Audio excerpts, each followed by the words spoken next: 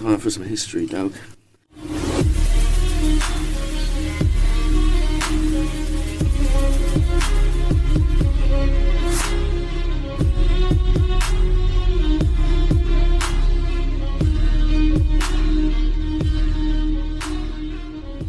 Wow. Do we have a treat for everyone today, bro? Oh yes. Yeah. We're so excited for this one. We ain't even videotaping these motherfuckers anymore, yet we still rock the cowboy hats. That's it. You gotta show respect where respect is due. Yeah, that's it. Especially on a chavvy like this guy today, on today's episode. Absolute machine, bruv. It's like, we're going to be talking about the most Forrest Gump motherfucker from the Wild West. And he ain't even like R-worded, bruv. Yeah. He's Well, they were eating lead and mercury back then. He might have had something going on. Yeah, a little bit. They were casually taking cocaine for medicine. Yeah. Fucking those are the days, man. Before all the stigmas. Doing heroin just for the lols. Yeah. That's still like the biggest medicine, isn't it? Yeah, it is, isn't it? Of course Fake it is. heroines. Yeah. Everyone loves them as well.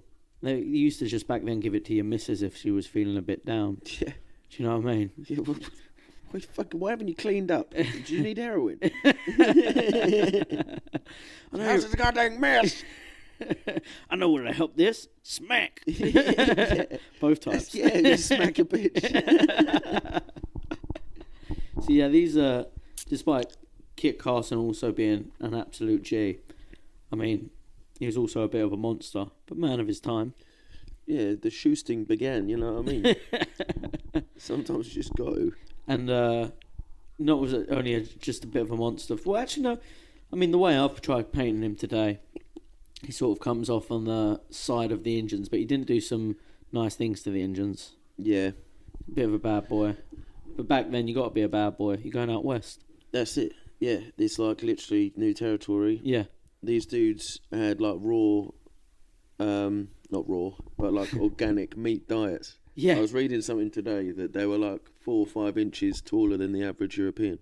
Who's that? The natives? Yeah. Really? Yeah. Especially the ones out west. The Plains Indians. On the Yeah, west, that's it. That's who he's dealing with, is Plains Indians. He's really fucking with yeah, Plains and they had Indians. planes. Imagine fighting. Apaches and shit. Yeah. Attack helicopters. And fucking jeeps. Cherokee Jeeps and shit. Yeah, man. I think they're all named after. That's some respect, innit? Yeah. Do you know what I mean? Nobody's picking up the fucking Yorkshire Beamer. Do you know what I mean? Yeah. Like Range Rover Iceni. Sounds more like a Hyundai name, to be fair. The Vauxhall. Yeah. So yeah, this week we're looking at absolute legend, Wild West Donny, Kit Carson. And my boy did a couple of things around this date in history, bro. We're going with January the 14th. Good day. In 1944, the dude found what is now known as Pyramid Lake. Yeah. He didn't get to name it. The chavvy leading the expedition got to name it, but he was the guide for the tour, for the group. So I'd class him as finding it, bro. Mm.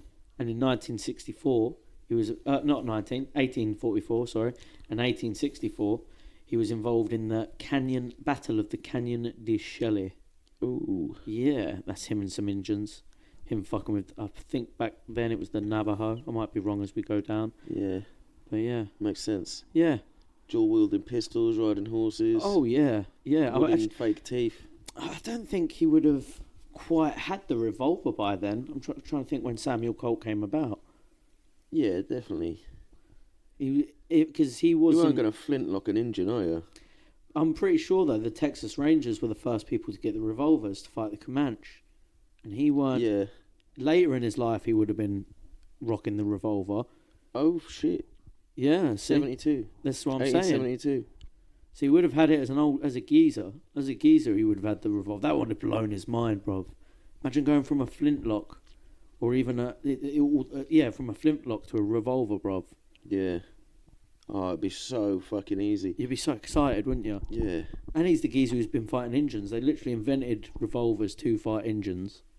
Yeah, and repeaters. Yeah. That's the only way they started winning. It's They were 'cause they had getting to their keep arse up with handed the to them. Yeah, because they had to keep up with the arrows. Yeah. So imagine you're the boy at fighting Indians with fucking slow reloading guns, Innit? and then some chavvy comes along like, here's a repeater, here's a revolver, have at that, brother.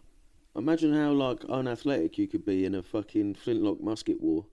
Like, you only have to zig. There's no zags. So as soon as it goes, duck. One step. We got about 20 minutes. Mosey on down. Take a small stroll walking towards him like, hey, Yeah. I can't believe you've just done that. What else have you got for us? What birthdays you got for us for the January 14th? Some sick ones. Yeah. LL Cool J. Yeah? Yeah, boy. Nice. 1968. Nice. Oh, yeah. Two big generals. Go on. Mark Antony, Yeah. 83 BC. Nice. And Benedict Arnold. Oh, really? I think he was like a turncoat, wasn't he? Was he half English, half yeah, American? he was like American Revolutionary War, Yeah. and he fucked over. They're all British, really, though. It's like I've decided my newest favourite Brit in history is George Washington. Because one, it pisses off Americans, and two, it pisses off the British. Yeah, nice. It's good, isn't it? Yeah, it's a good one. Who's the snitch? Benedict, who you just mentioned. No, the one that rode up because the English are coming. Oh, the one who snitched. Oh, you mean the other side of the snitch for the other Yeah. side? Yeah. The British are coming. The British are coming. Yeah, I don't know. It was me in Assassin's Creed, bruv. Oh shit! I did a mission. Nice. I had to support that geezer and He's help my him out. favourite English dude Yeah. because he's like 4th of July as well, isn't he? Yeah, that's it. Double triggering. Who else's birthday, bruv? Blues singer. I like to think of it as like Pimp Blues. Go on. Clarence Carter. I don't know him, bruv. You know any of He's his got a hit banger jams? called Slip Away Yeah. and Backdoor Santa. They're probably his most successful ones. Backdoor Santa, bruv. That's grimy. Yeah. But Slip Away is fucking well good. He's like convincing a bird to like cheat on her husband with Oh, him. shit. It's so pimping. Slip away with me. Same sort of fucking thing. Have you heard Blanket on the Ground, the old country song? No, never. It's like, it don't matter if we're married, we can still go out to the meadow and put a blanket on the ground. Oh, nice. Billy Joe Spears did that in... Sick. Can't remember, I think it was like 72. But Yeah. it's massive over here and not such a hit in the US. Oh, It's her really? birthday, yeah. Oh, damn. And she's got one called Mr. Walker, It's All Over. Yeah. Talking about sexual harassment in the course. workplace. Oh, shit. And it And was you're about Mr. me, Walker. yeah. Yeah, God damn. And you've been sexually harassing her in the workplace, no doubt. Yeah. Yeah, she's like, so when I'm sick in this New York, what do you call them, secretary life, Yeah. people keep grabbing things that I consider mine. Good old school bit of sexual harassment in the Yeah. workplace. Mad Men era. What era was she? Like 60s, 70s. Oh, yeah, they're still grabbing chicks back then. Yeah. They're So, still grabbing old. like, she's quite a big thing as well, I suppose. Like, Yeah, for- civil rights wise, Yeah. women's rights. Women's rights, especially back then. Because And that was for the a- whole point of having a female secretary. Yeah. There's nowhere near as efficient. You just like to look at them. But that was like, yeah, back then especially, because obviously country music is usually quite regularly deemed right wing, conservative. Yeah. So for a woman to be speaking out, Yeah, it's like a protest song. yeah, that's probably how. That's why many people got pissed off at the Dixie Chicks, wasn't it? Yeah. What I fucking loved- dickheads. I loved them for that. I'm actually more pissed off that they changed their name to the Chicks. Yeah, That's lame. that's the worst, yeah. What they did standing up against George Bush and against the Iraq War was like, yeah. Yeah, go so you on. listen to their music, you're not like, are they trying to make the South rise again? Are these rebel country fucking racists? No, they're just from a place that is near the colloquial known as Mason-Dixon Dixie. line. Yeah. Fucking ridiculous. But Harper Valley PTA, that's like quite a famous one that she done, Billy Joe Spears. Oh, really? That's like, she's writing into the school. Oh, okay. I thought, oh, what is it? They're like, your dress is too short or something, basically, at Yeah. the Parents Teacher Association, so she just airs everyone's laundry. Oh, Like, shit. yeah, well, you buy a lot of ice when your husband's away, don't you? And you're fucking... Oh, like, God damn. You're an alcoholic. Shit. It's Oh, pretty man, good. she sounds gangster as fuck. I'm going to have to start listening to her. Yeah, it's pretty good fun. Definitely listen to Clarence Carter as well. All right. then. He's got one called... what is it? I can't remember. It's like Poking or something like that. Yeah. And it's just like one of them early euphemism songs Yes. where they miss words out. Yeah, nice. Nice. Proper cheeky about it. Proper like... Jimmy Walt Mo humping the floor and stuff like that. They could play it on the radio and the white people won't know what they're talking about. Yeah. While all the other black fellas back there. No, I think this is like worse than that. It's not like slang. It's just like, what is it? I can't think of any of the lines. It would be like But it's good. under the counter record. Stroking. Call it. That's what it's called. Stroking. I've been stroking. I'm stroking in the east, stroking in the west. Yes, bro. Hacksaw Jim Duggan's birthday as well. Yeah? Wrestler. Yeah. And remember Matt Riddle? Matt Riddle, I do know the name. Early days of UFC. He was in Ultimate Fighter 7. He got popped for reefer like Nick Diaz. Like Nick Diaz did, shit. Fucked his career up. But he was in the WWE as well. Oh, was he? So I thought he went well with Jim Duggan. Yeah, definitely. And Dave Grohl. Oh, is it Dave Grohl? 69. Oh, God, is he 69? No, he was born in 69. Well, Nice. either way, nice. He's probably doing a 69 right now. He probably Rich is, isn't he? motherfucker. Never been a massive Foo Fighters fan, but respect to him. Do you know Don't he what I look like the drummer from Nirvana though? They could be the same guy. They could. Just shave his beard off, you know? Also, the day Alan Rickman died, Oh, yeah. 2016. Is it really? Sad day. And Humphrey Bogart, 1957. Oh, fuck. And I thought, like, I'll include that because, like, we do bad guys' deaths. Yeah. So, like, Alan Rickman was Snape. Yeah, He was, like, playing a fake bad guy. And Humphrey Bogart doesn't pass weed. That's where the term Bogarting comes from. Yeah, fair play. Absolute fucking devilish geezer. Snape also played the Megatron. Not Megatron. What's it called? More or less close enough, innit? Yeah. The angel from Dogma. Yeah. That was my first experience with Alan Rickman as a child. It was Dogma. Was he the bad guy in Robin Hood? Die Hard and Robin Hood, yeah. Oh, yeah, and Die Hard. Yeah. He falls. Like, That's it.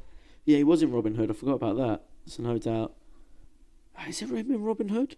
I think so. I'm starting to question myself now. He's either the sheriff or he's on the bad team, I think. Yeah, he's not doing good things. But it's also the Observer. It's like a medieval Christian day. Oh, is it? I just like because it's a funny name. Feast of the Ass. What ass are they feasting on? No, it's like to respect the donkey that carried Jesus into Egypt. Respect, bro. January 14th.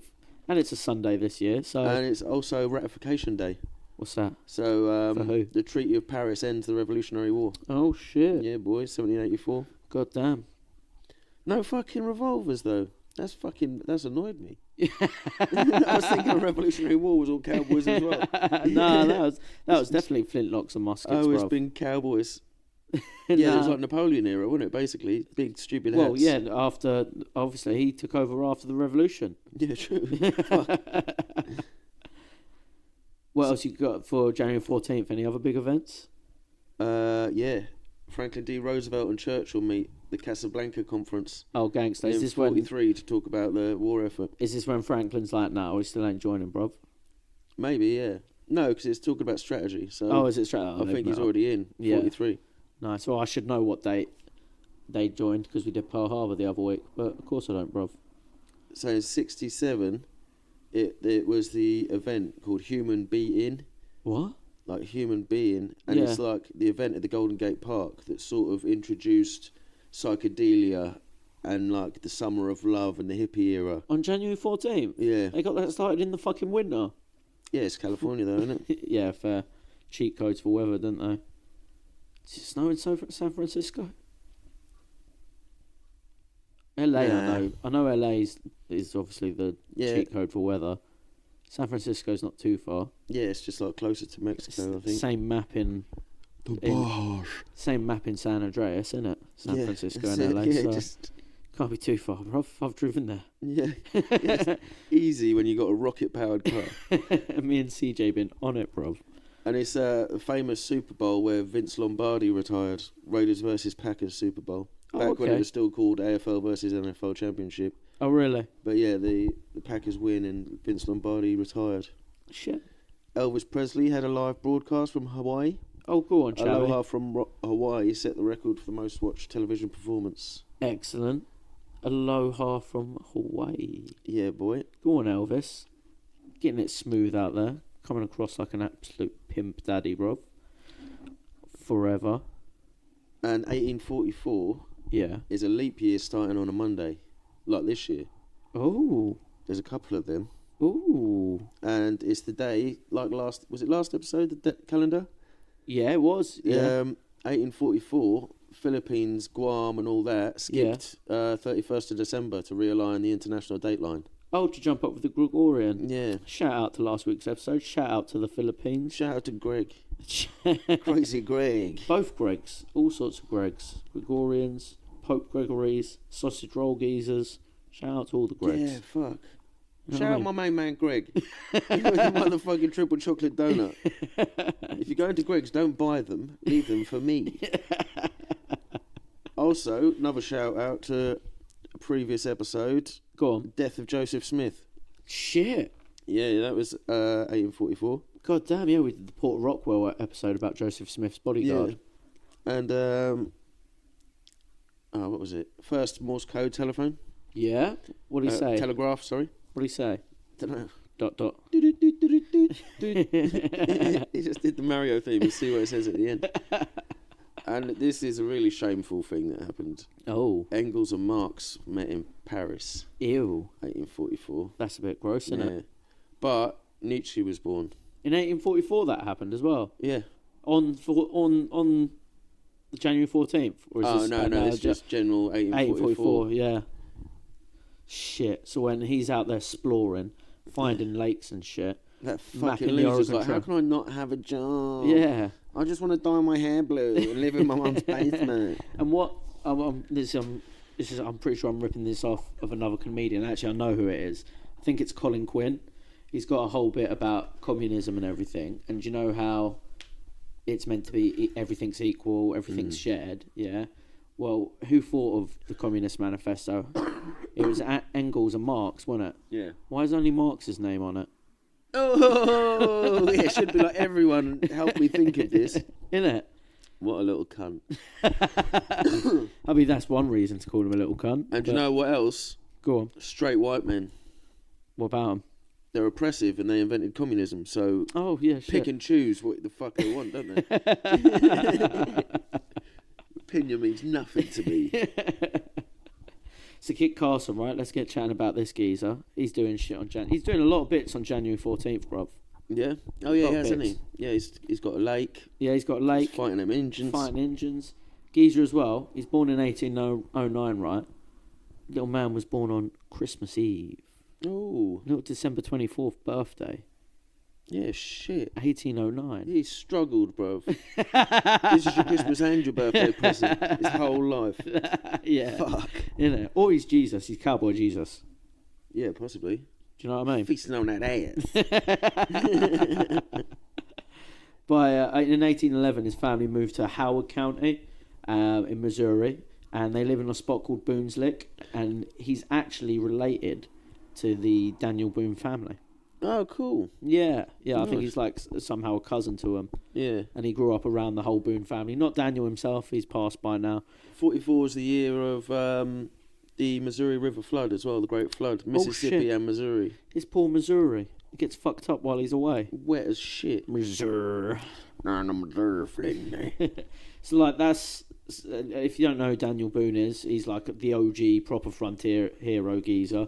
He smashed the Cumberland Gap back in 1775. That's on Red Dead as well, isn't Yeah, it? yeah. Smashed the Cumberland Gap. Wrote a little song about it in 1775, and he founded the first like U.S. settlements in Kentucky. Nice. So Daniel Boone's a pretty. If you've grown up in that family, you're gonna be like Yeah.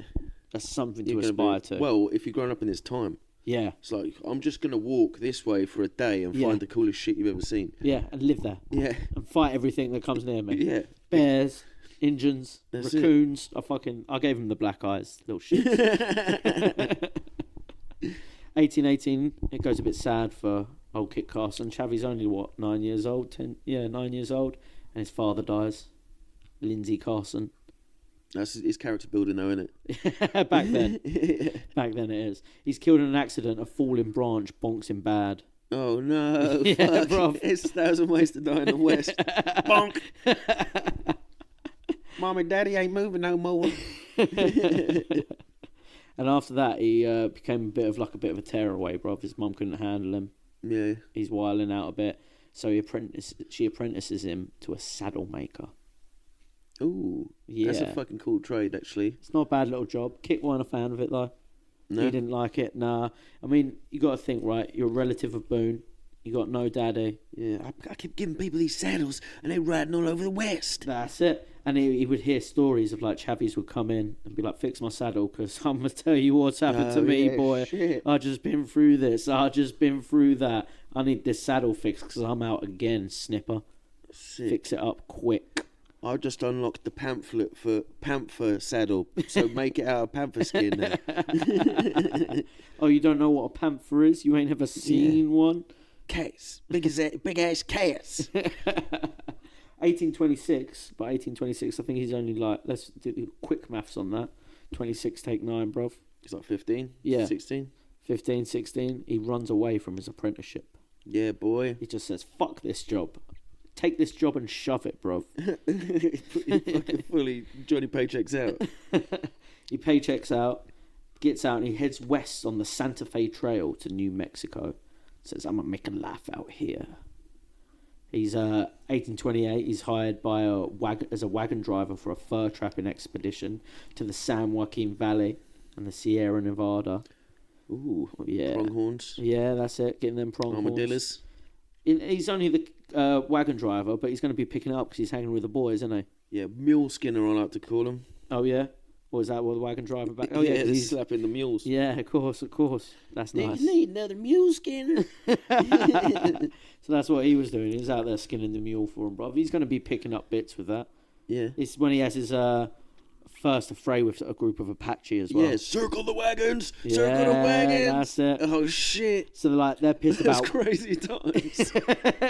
Just make a fort out of our vehicles. Yeah. And I hope we don't get an arrow in the neck. Pray to gold we don't get. You an got to arrow. sit on top of it though and circle it up. And they're firing muskets at this point, bruv. Yeah, shit. They ain't got repeaters. Imagine the smoke. It must have taken ages to disperse. Your little Just the wagon circle. fear of all the arrows coming in as well. Mhm. And your little, what you think canvas is stopping an arrow, bruv? If it's flapping in the wind, it will. Really? The samurais used to wear big capes. Yeah, they did to So catch when they would arrows. ride Yeah. away, the arrows wouldn't hit them in the Yeah, back. they had like big parachutes that would Yeah. come out. Yeah. It's for real. Yeah, that's not. Yeah, you're 100% right, bruv. But yeah, they pulled their canvas too tight. Everyone in the wagon's dead. So the Apache are pissed about the white man trapping on their spot, and they decide to ambush them at night. But the lads hide under blankets and give them the old pow when the Apache boys get too close. Yeah. They double. The Battle of Hastings. Well, no, they like sort of. Do you know what that old thing where you're meant to sneak out of the house by hiding pillows under your blanket? Oh yeah. They did like the double They did the fake ring of that. You know, they like double faked they it. faked it. No, I'm still here. I'm actually here, motherfucker. What's his name from Josie Wells? Well, he's singing. Yeah. He's hiding it under the blanket. Yeah, that's it. You go ahead, Josie. That's exactly what they did, bruv. And they fucked them Apache out. And Kit Carson proceeds to do as the bros do back then, something they learnt from the Injuns, and they decide to scalp those Injuns who didn't manage to flee. Gets his first scalps. You get money for it, didn't you? I think back then they probably did, yeah. Dry them Yeah. out. Get this Few currency. cash. He weren't skinning animals yet, but he was skinning Injuns. Yeah. And he's only like, at this point, 18 maybe? Yeah. Wild I'll boy. make a man you real quick. Real quick. I'll put bruv. hair on your chest. It makes fucking And if it Apache ain't scalp there- pasties. Yeah, if it ain't there, you're going to be sticking it to your head. Yeah. Do you reckon some wild kid before puberty ever killed an Injun and did that? Yeah, 100%. Hey, Pa, look! I would have done it. I was such a late bloomer. 1829, he joins a trapping expedition to the headwaters of the Arkansas River. So he's getting picked up now. He's becoming a real fur trapper. Yeah, boy. Starting out proper. Beaver, muskrat, He's getting them all, bruv. millionaires. 1831, Carson becomes a trapper and hunter in the Rocky Mountains, working for the Rocky Mountain Yeah, Fur boy. Company. Owen Giller. He's doing the real bits. Do you know what I Yeah. mean? The Rocky Mountain Fur Company is one of the biggest in the West at the time as well. Yeah, it's like the whole way that the money got made in Yeah. the early days, isn't Yeah. it? And he's part of that team already, bruv. He's in the Sick. big leagues. He's only young'un, bruv. He's really doing it. Back in the day, was that like having a job at McDonald's though? Because it's like the biggest company. Oh, There's yeah. loads of places that you can get a job. But then he was independent before that. True. You know what I mean? I got headhunted. In 1833, serves as a hunter and scout for Edwin Young's party, which is bound for California. They say the streets is paved with gold. It doesn't make it all the way to California. Oh, yeah, there's no streets yet. Yeah, no. There's nothing. There's like California's still part of Mexico. There, so he doesn't quite make it there. He will make it to California eventually. Yeah, but he doesn't quite make it there on that one. 1834, he joins the expedition of Captain Joseph Walker to explore the American West. Yeah, and he was known for assaulting his secretary. He had to make it stop. I've got a little story from like 1835 as well in his trapper days. In August 1835, he attends his first rendezvous. Rendezvous? Yeah, do you know what a rendezvous is, bruv? Like a meet-up? Yeah, it's like sick. It's like a little party out on the plains. Like a white powwow? Yeah, it's a white powwow, but the Indians are invited too. Oh, cool. Yeah, so it's just like a big powwow of all the fur trappers get together out on the plains. Sick. All people from all different areas. It's like... Get the natives drunk as fuck and laugh at the dances. Yeah, that's it. There's like fur throwing about, bruv, whiskey flowing, and the band's playing a sick little native drum beat accompanied by some slick fucking fiddle at the same time. Yeah. Do you know what I mean? They're really mixing mixing them cultures. Yeah, because they called it cultures. Cherokee fiddle, innit? Oh, did they really? Like the country music fiddle where it's like... Did like they really? Charlie Daniels Band. Oh, it's shit. called Cherokee fiddle. Is it really? Mm. That's sick. But I can imagine the mash-up of the tunes back then, bruv. Like I'm saying, Yeah, Native American drums wild. with a fiddle. That would have been sick. Would have been like hearing dubstep for the first time. Yeah. It would have been fucking dope, bruv. Imagine off your face that, hearing those beats for the first time. Eating little bits of cactus buttons. Yeah, man. What did you say these were again, buddy? I'm seeing all sorts of things. A big dude. I didn't get on one Huge. particular night during a traditional dance where the native women pick their partners. Nice. Kit was pulled out onto the floor by a young Arapaho woman, Wanaibi, or Singing Grass. Arapaho. Arapaho. Sexy red. She could twerk, everything, bro. Yeah. Proper Arapaho. And this pissed off a French trapper named Jacques Chignard. Trappers and rappers, bruv. It's just like nowadays. It's the exact same, bro. They're having a rendezvous at the trap house. This is just the original Burning Man. yeah, the OG Burning Man. Taking peyote with a native, bro. Yeah. So for the next, this French dude, the trapper, Jacques Chignard, he's a big dude as well. Yeah. He loved to for drink. a Frenchman. And he liked to run his mouth as well, bruv.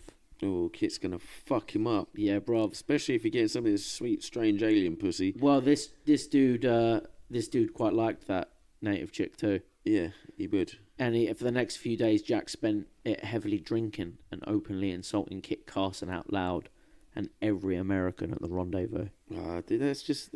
You're making a pussy out of yourself, bro. Just making a fool of We yourself. all know where this is coming from, mate. You're in America, You see him bruv. with the bird. Where's your bird? That's what I thought. Yeah. And now you're talking shit. Yeah.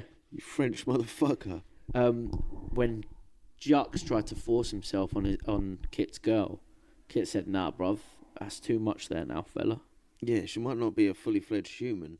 I might not treat her like I would a white But I woman. wouldn't let you fuck my horse either. We need to make country film, cowboy films. No, I don't consider her a man, but I wouldn't let you fuck my horse neither. But those guys did something better than that. The mad cunts grabbed rifles, jumped on their horses, and had what is essentially a modern-day cowboy joust. Yeah. Yeah, bruv. Fuck. They rode head-on at each other with rifles, just... Oh, I thought you meant like just fucking bayonets on only. No. Because they've only got one shot. They rode towards each other, firing shots. Fucking Firing hell. a shot. Imagine that. Yeah. Like, let's start from like 2 miles away, because I'm going to have to load it. Black I'm powder, guessing paper your bag. boy's going to load it for you. You're going to be all ceremoniously. You're sitting on the horse. Someone hands you the rifle. But then you only got one shot. Yeah, one shot. That's what you get. Oh, right. You ride Well, at each other. Moving duel. Yeah. Sick. Like I'm saying, it's cowboy joust. Yeah, it is basically a cowboy. Well, cowboy joust would be a repeater, wouldn't it? Yeah, word. Josie Wellsing. All right, and frontiersman joust. Yeah. Trapper joust. Trapping joust. So they're charging each other over a short distance, letting off the rifle shot. Kit lost part of his ear as Jacques' rifle just skims his head. Fucking hell. But Kit hit truish on Jacques' hand, severing Jacques' thumb. Oh. Yeah, bruv. If for a thumb will make the whole world. Not being able to grab things. Not play online video games with a headset. After the fight, Kit Carson reportedly went back to his pet tent to retrieve another pistol so he could finish off the badly wounded Frenchman. Yes. Proper gangster. But he spared the dude as the dude lay there begging for his life. It's just a thumb. So, no, let's put you out your misery, mate. It's like, I'll put you out your misery for your ear. Ah, fair. Let's go get a wet compress. From there, he sets some little promises and plans with his new Arapaho lady. Yeah. And in 1836, they marry in a full Arapaho ceremony. Sick. That's so much simpler. And you don't believe in their god, so it doesn't count. It doesn't count. You're just smashing Indian birds in their tent and their dad's watching and that. They live happily. His native wife is pretty dope. She really pimps out his native garb, and back then the native garb is what trapper and like frontiers huntsmen loved. Yeah, and like the tassels on the arms and like the patterns. And she really like pimped his stuff out and made it look legit. Sick. Like she really like served him up. Yeah, that's it. They have a daughter. And they look to be prospering, bruv. They look to be living well. And then what tragedy strikes? Well, 1837... Fucking Union soldiers. turn up. In 1837, Carson leads an expedition to the Pawnee and Omaha Indian villages to make contact for trade. Goes well, he gets that sorted. Actually, I won't mention it yet. It will come up. Actually, fuck it, I'll mention it now. Dude speaks bare languages. Oh, is it? He's a bit of a savant when it comes to the languages. Oh, nice. He could speak French. He could speak Spanish, some say better than he could speak English. Oh, fucking hell. And he spoke various different tribes' languages. Cool. Yeah, so he's a real geezer to get in there on the little trade deal, bruv. Nice. He's who you want. Yeah, that's it. Dances with wolves, bruv. Yeah, he's on it. Dances with mate's chief's daughter. In 1838, Singing Grass falls pregnant again, but she has difficulties giving birth to another daughter, and she dies a few days later. Yeah. It's around about... Yeah, no hospitals and shit. Nothing, bruv. Tragedy struck, though. This made him cruel. Yeah. No, not yet. He's still a bit of a boy, you know. But he's left with 2 daughters and no wife. Oh, fuck. Yeah. Forgot about that part. Yeah. And two like, mixed-race native babies as well. Oh, what's that song? Half-Breed by Cher. Yeah. Tune, to be fair. It's actually a banger. So yeah, he's left with 2 daughters. He had them run into each other really hard to see if he could knock one double native and one double white. On top of that, fur trading is getting less and less lucrative, bruv. Like, beavers getting hunted out. Yeah. So Kit decides to head back down south. But their arseholes taste like vanilla, did you know that? Did they really? I ain't licked a beaver's arsehole, bruv. Well, I want to now. and I hope all our listeners do too. But yeah, the little fucking scent gland is what they use to make vanilla flavouring. Is it really? Yeah. Oh shit, I thought they used vanilla. That's stupid. Why would you do that? Just use actual vanilla, you know? That's what I'm saying. Like, but I don't think it lasts. Like, you couldn't put it in... So they use beaver arseholes? Yeah. Beaver scent glands had like a vanilla taste, or they use it as a base to carry flavour. Is the gland not inside? Yeah. So you ain't got to go in there. You got to have a feast of the ass. You got a proper tongue puncher. Yeah. Is what you're saying. Got to break the seal. After that, it gets easier. But watch out for that tail. It's like getting hit with a fucking canoe paddle. Yeah, fair play. If you're looking beaver bumholes to taste that vanilla, guys, watch out for the beaver tail. Yeah. Carson, so with fur trapping and everything dying down, he heads back south, and he gets to Bent's Fort in present-day Colorado. And it said just back then, forts are like full settlements. It's not just a fort. Yeah, this is just like, where people are staying and living. Yeah, it's like a big home, like a walled town, basically, isn't it? Essentially, yeah, it's exactly that. And Carson gets a job as the official hunter for Bent's Fort. Oh, nice. Yeah, that's the top G, isn't it? Yeah. Top G of the fort. He's unlocked trading caravan. Yeah, yeah. But he's the geezer, like, you'd be so happy to see that fella. Yeah. Every day. You going out, are you, Kit? Fuck yeah. Go get me that elk, bruv. Yeah. You probably would need, like, 1 elk for a whole village, just for a week. Yeah. It was in think. Colorado, yeah. Oh, mate, it would have been perfect. There'd been so Beautiful as much well. shit. Yeah. They liked eating bear, apparently. Did they? Yeah, Ooh. they used elk and deer for the leather more than anything else. Really? And they liked eating bear? I've But heard I bear suppose is it's quite like shit. fatty. Yeah, I suppose. So like beaver and that as well. It's like they'd eat the tails because it's like pure fat. Beaver tastes like meat or fish. Meat. Yeah? Yeah. It's a bit fishy though, But I isn't think it? they changed it to a fish so that Catholics could eat it on Friday or something. Fuck off. Something stupid like that happened. Cheeky. Yeah. That is well cheeky. That is Or no, proper bad. capybara that was. Really? Yeah. Yeah, it was in the South Americans. Yeah. Yeah, so they could. I remember that. Yeah, I've heard that as well. That's proper rude because capybaras are chill as fuck, bruv. Yeah, they were alright. Isn't they? Giant guinea pigs. Yeah, they're top animal. I went to, I think it's Port Lim's got the safari coach, Oh, yeah. and they've got their little capybara part on the safari coach. You Yeah, just I've sit seen there it and a they're just couple sitting in a times. pool. Where the capybaras are in with some fucking mental animals. They're Yeah. like, they're buddies. The other one wouldn't settle until I gave him a giant guinea pig. Why is he in there with the wolves? They love him. He's fucking cool. They think he's great, bro. He's the plug. You can. There's somewhere nearby, not too far from here, where you can go chill with them and like feed them and shit. Oh, cool. Yeah, hang out with some capybaras. I see kids loads there of one time. meerkat fucking experiences. And Drusillas, bruv. I hate meerkats. I'm not so the biggest much. fan of meerkats. Evil little shits. I don't know about evil, but I'm just not. They're mad evil, dog. Are they mad They evil? live underground. They tunnel. They Stuff tunnel. that tunnels is evil. God damn. So yeah, Bent's Fort, like we said, a bit of a hub for travelling. If you're heading on the Santa Fe Trail, you go through Bent's Fort. Yeah. So this is really the place for him to start Yeah, like schmoozing. Oregon Trail days, isn't it? They'd have these Yeah. big forts where it's like, if we get there by June, we'll be all right. Well, here's the thing, like, talking to the Oregon Trail, Kit's the boy for the Oregon Trail. Yeah? Yeah, He's already bro. been hunting these parts. Well, Oregon, we'll get onto the Oregon Trail a little bit more in a bit. In 1841, right, like, living at Bent's Fort, he meets a Cheyenne woman. And now this Cheyenne woman is, Even hotter than fucking touching grass. yeah, apparently she's like the fucking, She's Babe. pitching tent. yeah, she's pitching tent, bro. Like all the dudes at Bent's Fort dig her, Yeah. all the dudes. And she digs Carson. Nice. But, So, he's a hunter, though, so it's like a cultural thing, I guess. yeah, he's just the So don, they innit? don't care about the rich guys and the fucking officers and shit. Yeah, they So see him he- out there. He's the one for- only dude that has killed a fucking animal all week. It's like a cat, like how a cat respects Yeah. humans when you bring food home. But she refuses to be the mother of 2.5 Arapaho children. Because she's racist against the other tribe. Yeah. Yeah, it's weird, isn't it? It's like, you come to our land and kill our animals. This is where we kill our brothers. How dare you? I was going to kill the Arapaho, bitch. It's fucking odd, isn't it? Yeah. Arguments ensue. By the way, they got together and they got like married and everything.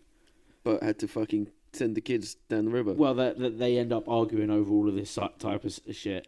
Arguments ensue, and after a short marriage, one day he comes back to the teepee to find all his shit thrown out. Oh, no. Was it Yeah. organised or not? What do you mean? Like, did she throw it out the door, or did she pack it all nicely and be like, nope? I don't know, but either way, like, if you're living in a teepee and you come home and all your shit's thrown out of it, you can be like, big difference, love. Yeah, I just dragged the teepee over all my shit again.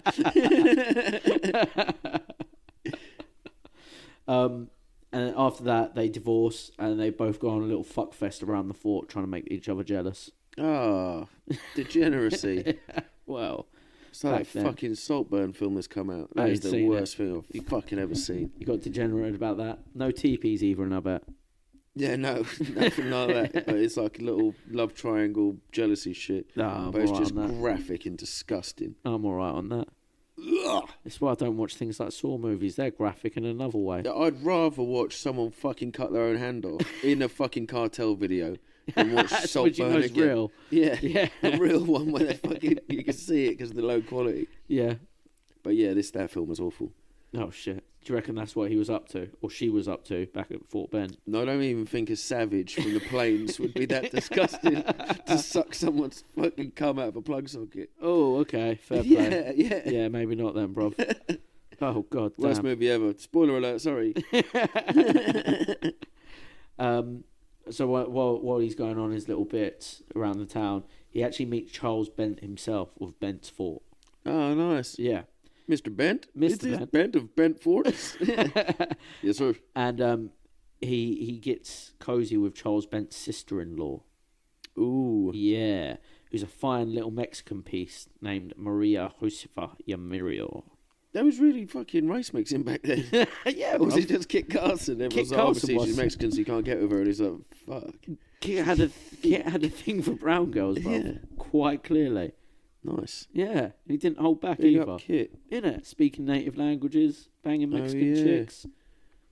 He was always just trying to get that pussy. That's why he learnt the native languages. Yeah. That's why he learnt Spanish. Yeah. He just wanted them brown girls, bro. I remember, right, this guy was converted to Islam. Yeah. And I found a notepad in his van. But the only phrases were like to pick up chicks in Arabic instead of like learning what the fucking shit said. It was like, oh, how are you? You're very pretty. I like your eyes. That's hilarious, bro. So these two take up courting quick, and they're engaged within a few weeks. Nice. He's obviously making that mad bitch jealous. Mad jealous. Oh, yeah. Mexican chick. You thought fucking Trapper hoe was bad. I should meet a Mexico hoe. 1842, a year later in. The thing is, one of his daughters, he's happily married now. Oh, no, he's not quite married yet, but they're like engaged, they're happy. And one of his daughters is wilding out. She's acting up.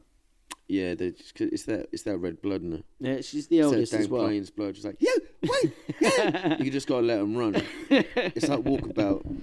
Well, she might be young, but he sees her living mad mischief life at the fort. So he leaves his youngest with the Bent family at the fort and takes his eldest back east to be raised by his family in the same way he was. Oh, nice. At Saddle Shop. Yeah. Yeah, if I can leave this one here. She's cramping my style. He leaves his second daughter with his niece. His first daughter, sorry. When he gets back east, he leaves his first daughter with his niece and decides to head back to Fort Bent via steamship. Sick. He's hanging out with Mark Twain and shit. Yeah. You know, he's really living Big it, bro. time. On the boat, one of the most fateful meetings in the history of the Wild West happens. Met John Wayne. And he had the same accent. Well, no, one night Kit's strolling the deck where he bumps into a geezer called John C. Fremont. An American explorer, military officer, and future politician. A staunch abolitionist as well, back then, which is wild. Definitely rare for a southern boy as well. And a businessman. Yeah. No, I think we should be paying these guys. But yeah, he's southern as well, so... Yeah. Absolute fucking rarity, Edgelord. bro. He's just being edgy. Well, he's a bit of a rabble-rouser, dude. Yeah. He was kicked out of college, but he managed to slide his way into topographical school. Map making. Yeah, leaving with a hankering to explore unknown lands. Yeah, you would. And he's not really the explorer, though. Like, Kit's really been out there. Yeah. This dude's like a book nerd. Imagine how fucking terrifying Kit actually is. Oh, mate. If he was alive today, it'd stink like fucking dead animals. He'd have like black teeth. Yeah. And he'd just like be PTSD that is nut. Out his nut. But he can speak like fucking 6-7 languages. Let me hear the black tongue say, come here, I'll scalp you. So, from here, straight out of college, yeah, this geezer, Fremont, was hired by the U.S. government to help establish Manifest Destiny. Yes. Yes, bro. That's the fucking coolest shit. So Oregon Trail shit, isn't it? So it was at the time the U.S. government's put down a decree saying by the will of God we've been given this land to claim this new land for us, and that's what Manifest Destiny is. Yeah. So these two geezers, old Fremont and Kit Carson. What is it, 40 acres each or something like that? Something like that. Yeah, which you were allowed to go claim. Yeah. So these two geezers both become the guys who eventually will open up the way to California. They're the West Boys, the original West Boys, and they strike a conversation. John lets Kit know his plans to chart a path west that's safer than the Southern Oregon Trail, which was discovered by trappers a few years earlier. Yeah, because that's like Texas up to Oregon, isn't it? Yeah, that's all the it. way through the fucking That's deep it. woods. It's known to be perilous as fuck. Comanche. Yeah, it's Deep like desert woods. and then fucking mountains, basically. Isn't That's it. It's fucked up. The US government wants to fill Oregon with settlers so they can attempt to claim it from the British, because at this point it's part of Canada. Yeah. Yeah. So they think, oh, we've put a few settlers in, then we can buy it off the British. Carson tells Fremont, look, I am the mountain boy geezer. Yeah. If you want anyone on this trip, it's me. You stick to drawing maps, I'll fucking start I'll take us there. exploring the fuck out of them. Yeah. I'll tell you what it looked like, you write it down. John Fremont done some old Wild West background checks, asked around about Kit, and everyone agrees he's the top mountain boy. Don't bring a brown chick round him, it distracts him, but other than that, top lad.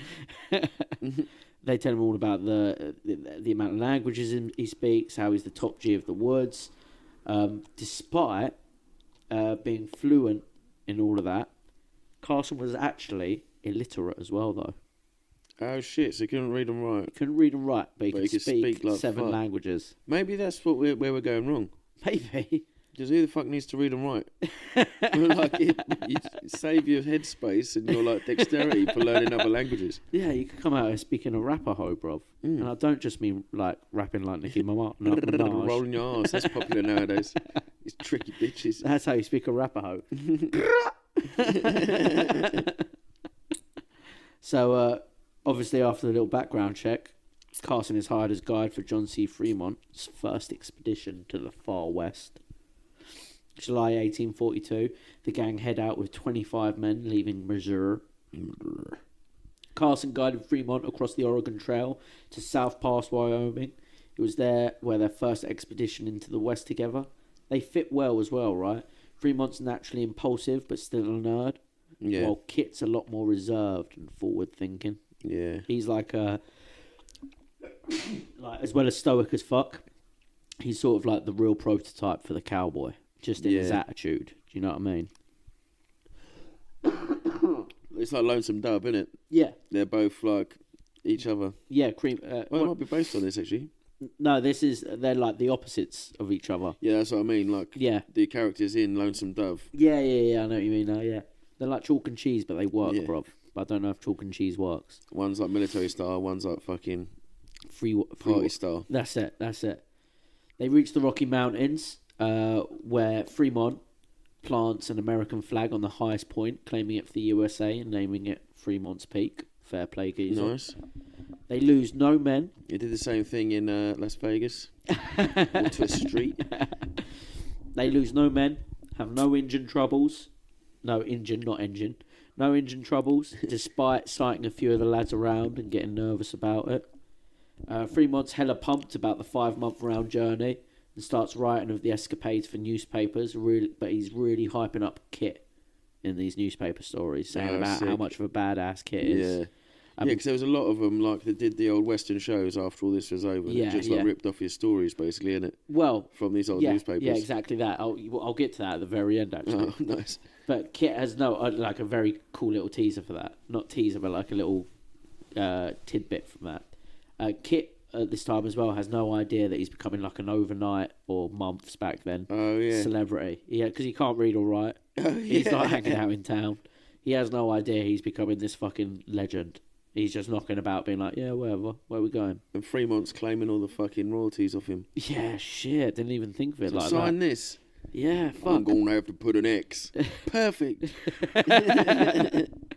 Early 18... Fremont's Peak. And he's in like a little papoose. Kit Carson's carried him up there. Yeah. Carried him on his like front, like a baby in the front straddle. Baby boards. Yeah.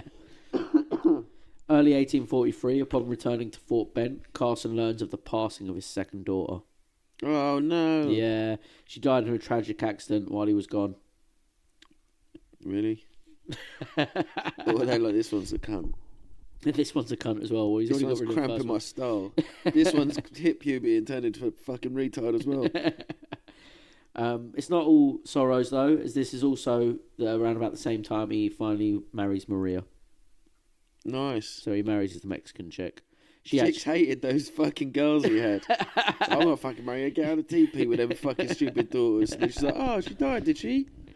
Should we get married now then? Yeah, fair play. The other one's fucking well out of town. Yeah, fair play. She They do end up married as well, him and Maria, for the rest of his life, which is quite nice. That's nice. Yeah, you know.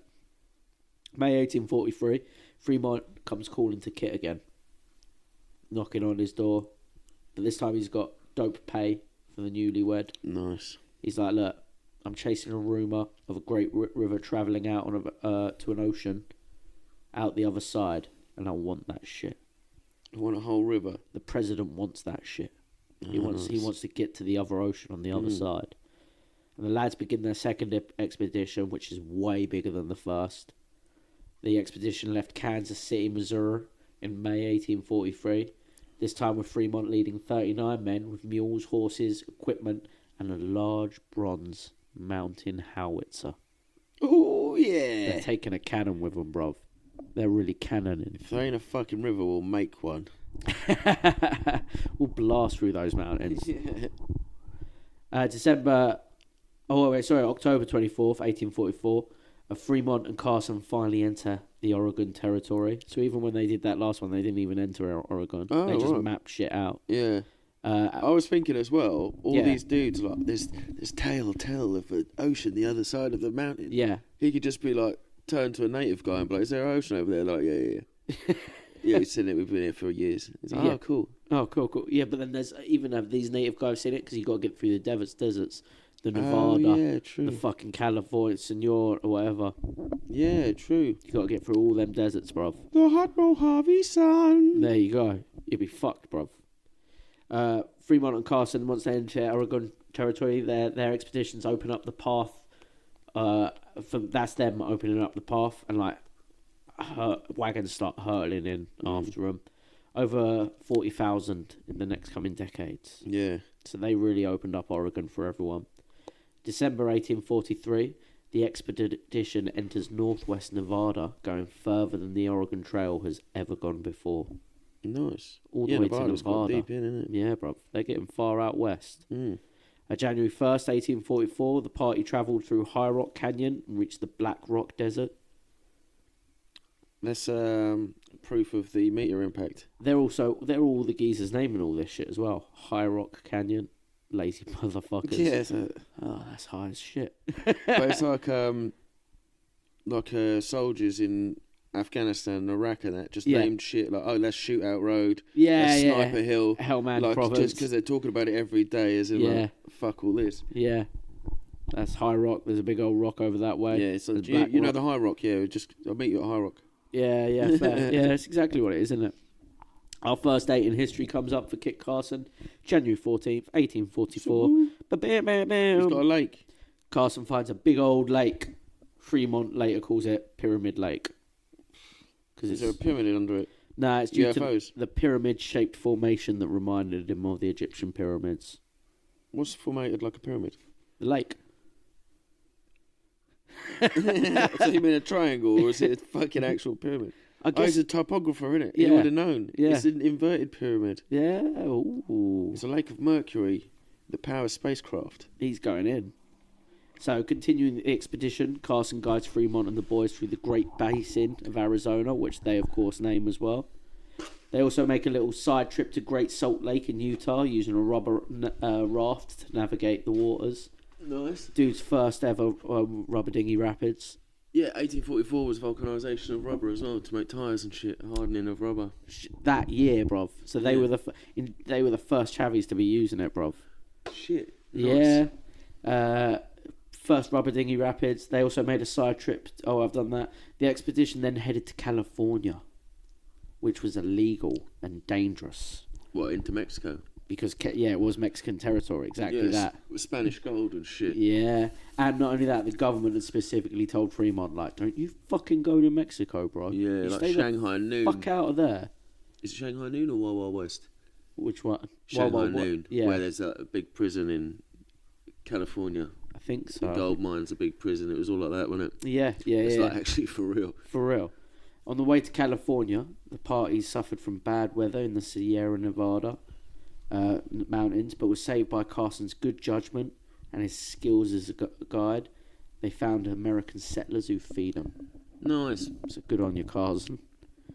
As well, during the expedition, Fremont trekked into the Mojave Desert, His party met a Mexican man and boy who both told Carson that Native Americans had ambushed their party of travellers. Oh, no. Yeah, bruv. Don't get me fired up. I just broke up with a Native American bitch. I just lost a native daughter, everything. Yeah. They both told Carson, the male travellers were killed. The women travellers were staked to the ground, sexually mutilated and killed, according to this father and son.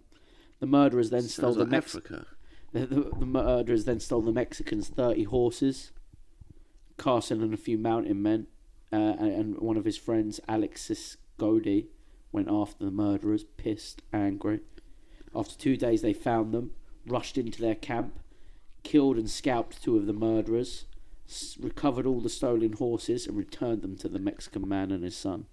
Nice. Yeah, bro. So now he's got the juice because he's stolen the horseback. Yeah. That's like how That's literally how the natives thought of it. Stealing horses, isn't it? Yeah, it's all about them stealing horses. But also, this Mexican man and boy just got their homies' horses as well. Yeah.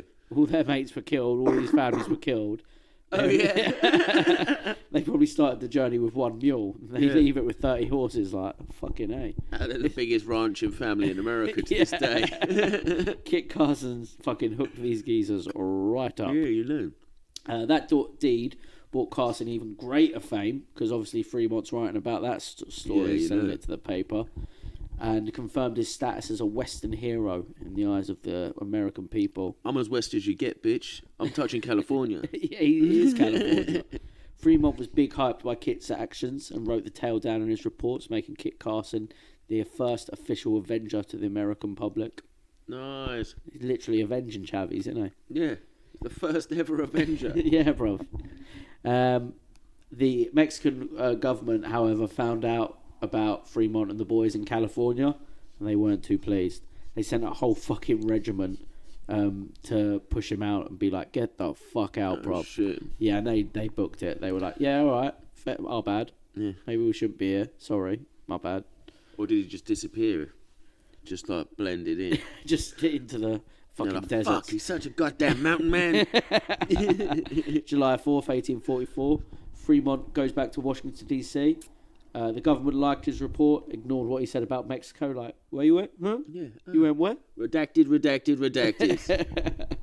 I plead the fifth. He was just smashing the Mexican birds over there as well. That's all he was doing. Carson. Come on, we've got to go find some of these Latinas. Fremont was made a captain. The newspapers nicknamed him the Pathfinder, and he publishes his journal. And Kit is still living in ignorance of his fame. Oh yeah, he's never bought a newspaper in his life. But after the publishing of the journal, people start recognising him and shouting him out in the streets, and he starts being like, "Oh shit, reading's pretty popular." But you could because there's so many illiterates in the time and everything. You could just be like, "I'm Kit Carson." Yeah, totally. You come and walking on a horse, looking heroic, and be like, "Have you heard about this guy, Kit Carson?" It's like, who, me? Me? Motherfucker? must be me. He fucking hates being famous as well, by the way. Yeah. Fucking hates it. 1845, though, he decides, fuck all this fame and everything. I'm going to try to settle down, build a little ranch, live that dope little homestead life. Yeah, boy. But Fremont... Move Maria out. Fremont rocks up at Fort Bend once again. Yeah. And he's like, I got to pull you out of retirement. I got to get you out of one last time, kid. This time with a party of 62 white men and 12 Delaware Indians. Ooh.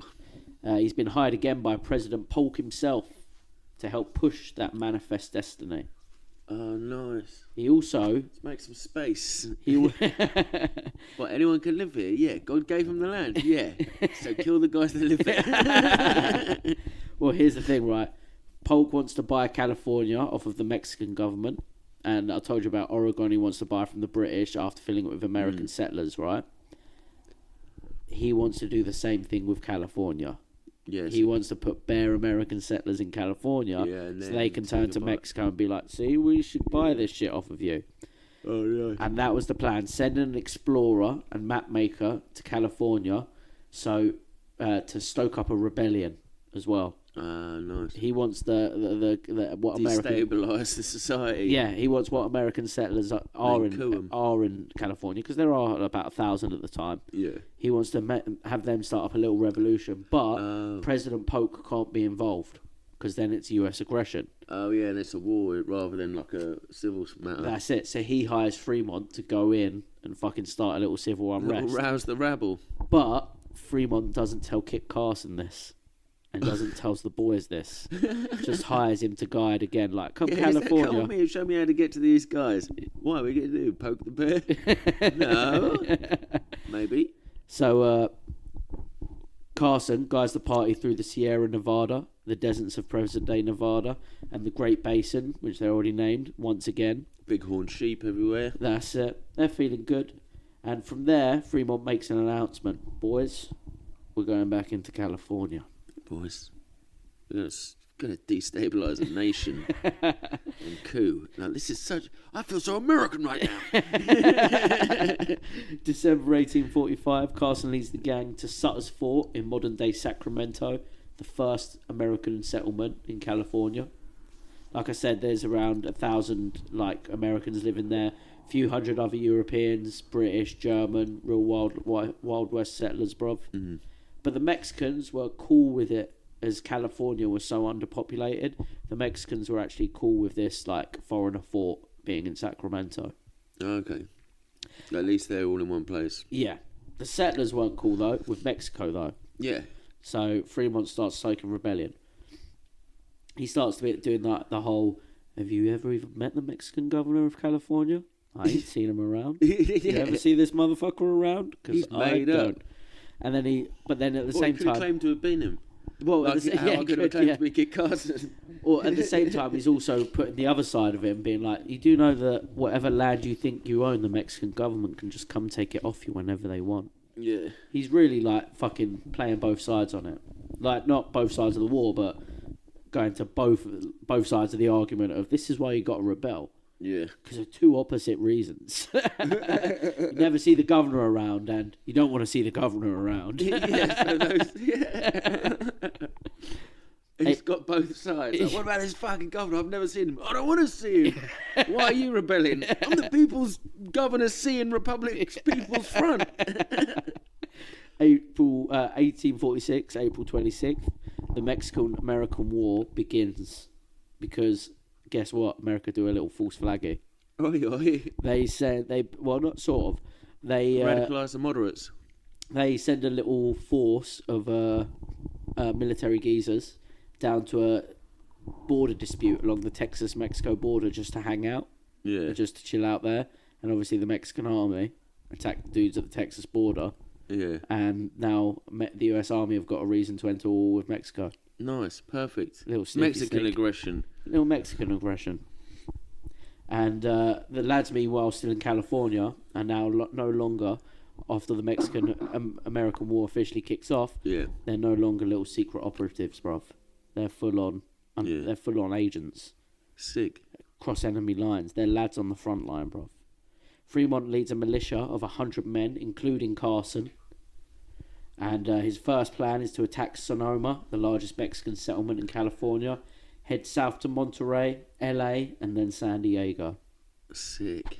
Other settlers... now the names are all making sense. Yeah, Los Angeles, San Diego, that's it. They're all just Mexican names. Other settlers begin to join Fremont and call themselves Los Osos. Los Osos. Spanish for the Bears. Ooh. Yeah, bruv. Oh, yeah. Yeah. It's Latin, isn't it? Shit. God damn. Oh, no, it's June 14th. I thought it was January 14th again. June 14th, 1846. They arrive to an undefended Sonoma and attack in what's become known nowadays as the Bear Flag Revolt. Because they made their own little white flag and stitched a little red bear on it and came in like, we're the Bears! And they spent the next month ravaging the West Coast. And obviously this is nowadays why California Republic has the bear on their flag. Yeah. Because of these fellas. I thought it was because there was bears there before they killed them all and made a shitty city. No, it was just a bunch of cowboys being like, we're the Bears! Yeah, Watch West Hollywood guys. August 1846, the lads meet up with the U.S. Marine Regiment and take Los Angeles, the last standing Mexican settlement. Fremont's killed it, bruv. He's I really wish I never did snatched get there, California. 'cause it's the most disgusting place in the world by now. He snatched it right off of him. And Fremont decides to send a courier east to let Washington know we got the bag. Yeah. We secured it, bruv. Back then, though, Sweet, let's move in crackheads and actors. It's like, what? Wait, no. huh? It's perfect for fishing. Fremont decides to send his courier east, and back then, obviously, the Pony Express ain't about. There ain't no telegrams about. Who you going to send back east? Fucking Kitty. Kitty. You're going to Big call Kit. the only boy to do it, Kit Carson. But here's the thing. Dude's got to walk all the way back across those deserts Oh, yeah. by himself. More. Yeah, bruv. If you want to go fast, go alone, that's what they say. Yeah, fair play. But not only does he But have... also, if you want someone to carry your water and then eventually die, Yeah. that's also helpful. I mean, admittedly, he's only got to get back to the closest settlement east he can, and then he can whatever, fucking steamboat or whatever. Oh, yeah. But still, a desert by yourself, phew. Yeah, man. And the quickest direct straight line route is across the harshest desert in the U.S., the Sonoran Desert of New Mexico. Yeah. That's his fastest route. He has to walk it for weeks, bruv. He survives for weeks by harvesting water from cactus roots in the desert. Nice. Proper survivalist. Yeah, and nicking his mule's ear to drink blood out of the ear for water. They're still doing that these days. It's in wild, Africa. though. It's weird, isn't it? Yeah, it is weird, but still, what a fucking wild way to get across. It ain't enough. Nowadays, we know you need about, according to some nerd on some documentary, about 2 litres a day. The water, in general, for humans, yeah. Oh, shit. You need 1 black coffee in the morning and then you just get a headache at lunch. They say to cross a desert like that, like Kit was, you'd need that same amount of water every hour. Nah. To stay hydrated. Just don't piss. Just shrivel up, suck it all in like a raisin. Yeah, if you really concentrate, you can stop yourself sweating as well. So, I mean... Prince Andrew does it. Just scare yourself so you don't have to sweat anymore. Yeah. The dude was definitely pissing brown at this point, walking in the you know. desert. Do you know what I mean? Hallucinating and shit. His whole entire body just sucking itself He in looked like a fucking raisin. cut though, dog. He looked like ripped Fight as- Club Brad Pitt. He must have been tripping balls from like mirages and shit as Yeah. well. You know what I And all mean? the fucking peyotes he ate by accident trying to get water out the roots. Absolute tripping balls. In December 1846 as well, Kit Carson stumbles across General Stephen Kearny in the New Mexico desert and his troops. Oh, nice. And so he gets to rest up and chill with them. And he tells Kearny, like... So give me 2 litres. They're like, what the fuck is a litre? Are you drinking mule blood, you fucking freak? Here's the thing, right? He tells Kearny, this Kearny geezer, why he's out there, why I'm in the desert, what I've got to do. Kearny, as a general, pulls rank on Fremont and tells Kit, you work for me now, motherfucker. He's a fuck. He's like, we're going back through the desert. That's exactly what he said to him, bruv. He said, you've got to guide my boys back where you came from through the desert. I've just come from there and I ain't even given my horse a name yet. There's no rain. No one remembers my name for shit. I can't even spell it. So yeah, I thought when I found this out, I just found that the most hilarious, fucked up, like shitty situation for a dude So ever. thank fuck, finally some people. You got a canteen, yeah. He's like salutes him. I'm from Fremont's agency. Cool. Well, if you're a soldier, you're with me now. Fuck. And we're going back the way you came. And so yeah, he had to guide Kearny's men's all the way to San Diego now. Fuck yeah, he knows the way, doesn't he? Yeah. Shit. But then 50 miles from San Diego, Carson rides ahead and finds that California is not as one as Fremont thought.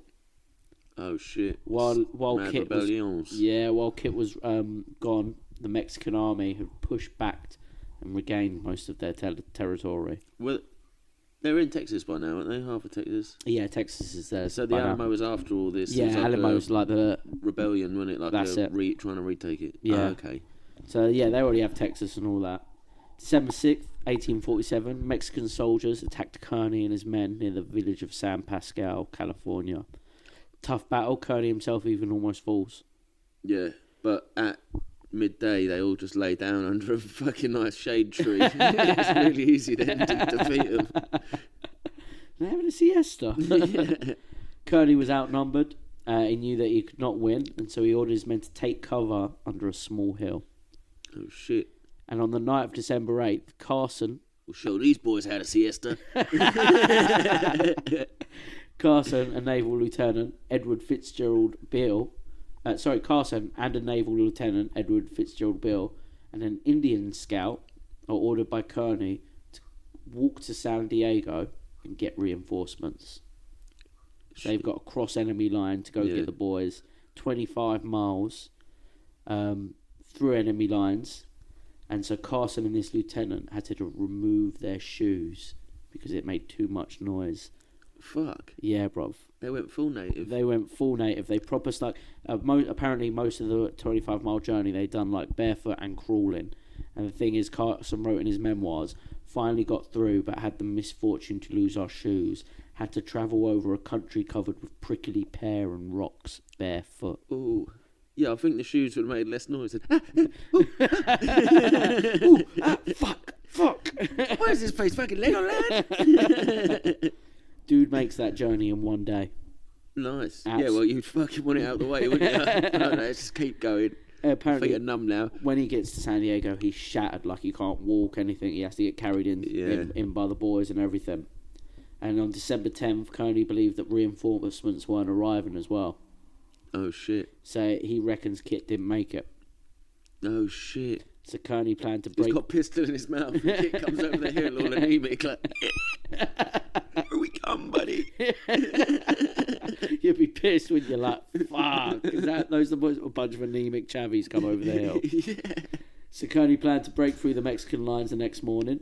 But suddenly that night, 200 mounted American soldiers arrived from San Diego. Fucking imagine how fired up you'd be. It'd be like Riders of Rohan moment, bruv. Yeah, literally. Meeting You hear the at horses miles off as well. 200 horses. Like, you're like, this better not be fucking engines again. Oh, that would suck, wouldn't it? What would happen then? If like Mexican army and American army are battling and engines turn up, who are they going with? Yeah, true. I feel like Mexicans are more loyal to the natives. Yeah, maybe. But would they not just... Because they're always like the white man this, the white man that. They never say the brown man. Yeah, it's true. They never say the spick. The Spaniard. Oh, yeah, Spaniard. Yeah. He's like, at least these guys brought horses back. Yeah. Maybe they probably would go with the Mexicans then, just for giving them horses. Or they go against them because their thing is stealing horses. Oh, shit. They're like, they've got the most horses for stealing. That's got to have happened in a battle at some point. If anyone of our Got listeners nice knows thick that hair happening. for scalping. And it's really close to the ground. Low down. Yeah. So, those mounted American soldiers arrived. They sweep the area, driving the Mexicans away. And by December 12th, Kearny was in San Diego, bruv. After the Mexican-American War pretty much ended after that, transferred California and New Mexico to the United States, Carson decided to return to Taos, New Mexico, to attempt to transition into a career as a businessman and a rancher. Yeah, boy. Yeah, he's going full ranching, bruv. He makes a small rancho at Rayodo, east of Taos, and he raises beef. Yeah, boy. Yeah, it's pretty dope. He gets his daughter, Adelaide, from Missouri to join him, and Josefa, Maria, his wife, and the family in a period where he lives in a period of settlement for the frontiersmen. Really lives that ranch life with his daughter and his Mexican wife. Do you reckon he ever had like fucking PTSD flashbacks, like night terrors, where he's all fucking racist against Mexicans and his wife's there like... And to natives for the Apache shit. His daughter's like, yeah, alright, fucking hell. Yeah, imagine. They wake you up every day, you're like, ah! Grab him by the throat. He probably was living that life, Rob. Yeah, you know. So Josefa loved to sew, and he actually ended up buying her one of the first ever early sewing machines. Oh, cool. Yeah. Singer pattern. Yeah, one of the first Singer models. And she managed the household in the traditional Hispanic women of New Mexico, while he continued working in the ranch, but also doing like side job, travelling jobs. Oh, cool. So like December 48 to 49, Kit Carson is in fact the man himself who brings the message east of the gold strike in California. Fuck. So he's the geezer who brings Why'd it. you like... tell anyone? So what do you ranch out there? Gold?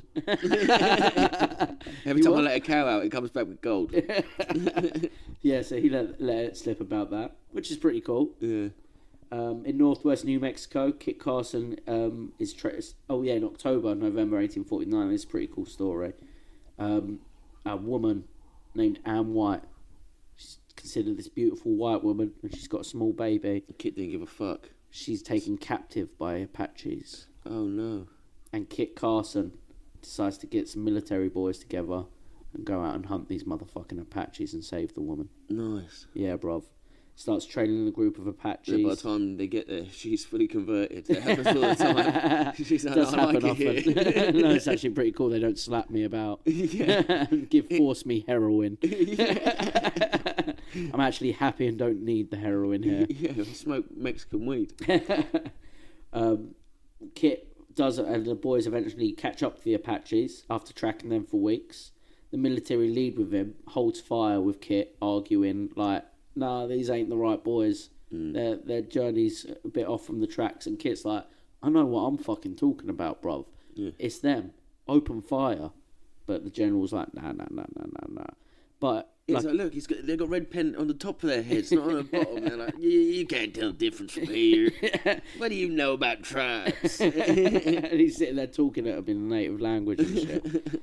But the debate left time for the Apaches to actually end up striking first. So Kit Carson was right all along. Yeah, sweet. And Kit Carson and his band shoot truer than the Indians, and they take out the Roman party. They end up rummaging through like the fucking shit that they find. They do find the camp nearby of the Apaches, which is obviously empty now. And they find the body of Anne White. Oh, no. Yeah, bruv. And on top of that, Carson found a copy of a book called Avril's, which is like a magazine back then. On her corpse, he finds a little book, and it's a book titled Kit Carson. Holy shit. So while she was being captured by these Apaches, all she had on her was a book about Kit Carson. Imagine like it looks like a fucking brag. Because he can't read and write. He comes up to the other soldiers like, what does this say? That's Kit Carson. Yeah, no, I'm Kit. Yeah. Salute. Like, thank you for acknowledging Kit Carson. What's the book say? But yeah, this discovery, along with Anne's body, but missing child, breaks Kit's heart. Because he feels like the baby. Yeah, he feels like she was reading the book while being kidnapped, thinking that Kit's gonna come save her. Oh, little did she know he was on his way. Yeah, and she never fucking makes it. And like this haunts Kit for the rest of his life. He mentions it often, and he hates it, bruv. 1850, he sold a herd of horses to the military at Fort Laramie in Wyoming. He's doing rancher bits. Yeah, boy, breaking horses. That's it. 1851, he took wagons on a trading expedition to Missouri and back along the Santa Fe Trail. 52, for old time's sake, he and a few of the veteran trappers made a loop trapping expedition through Colorado and Wyoming. Just to go out with the boys. Just going out with the boys. There's not much profit in it anymore, but No. do you remember how they used to scream when their heads got stuck in that big metal thing and they're like, the good old days. Should go make some small animals scream again. Yeah. In 1853, Carson leaves New Mexico with 7,000 thin-legged churro sheep for the California Trail across Wyoming, Utah, Nevada, and California. Churro sheep. Yeah, little thin-legged sheep. Cinnamon sugar sheep. Yeah. Tasty little legs.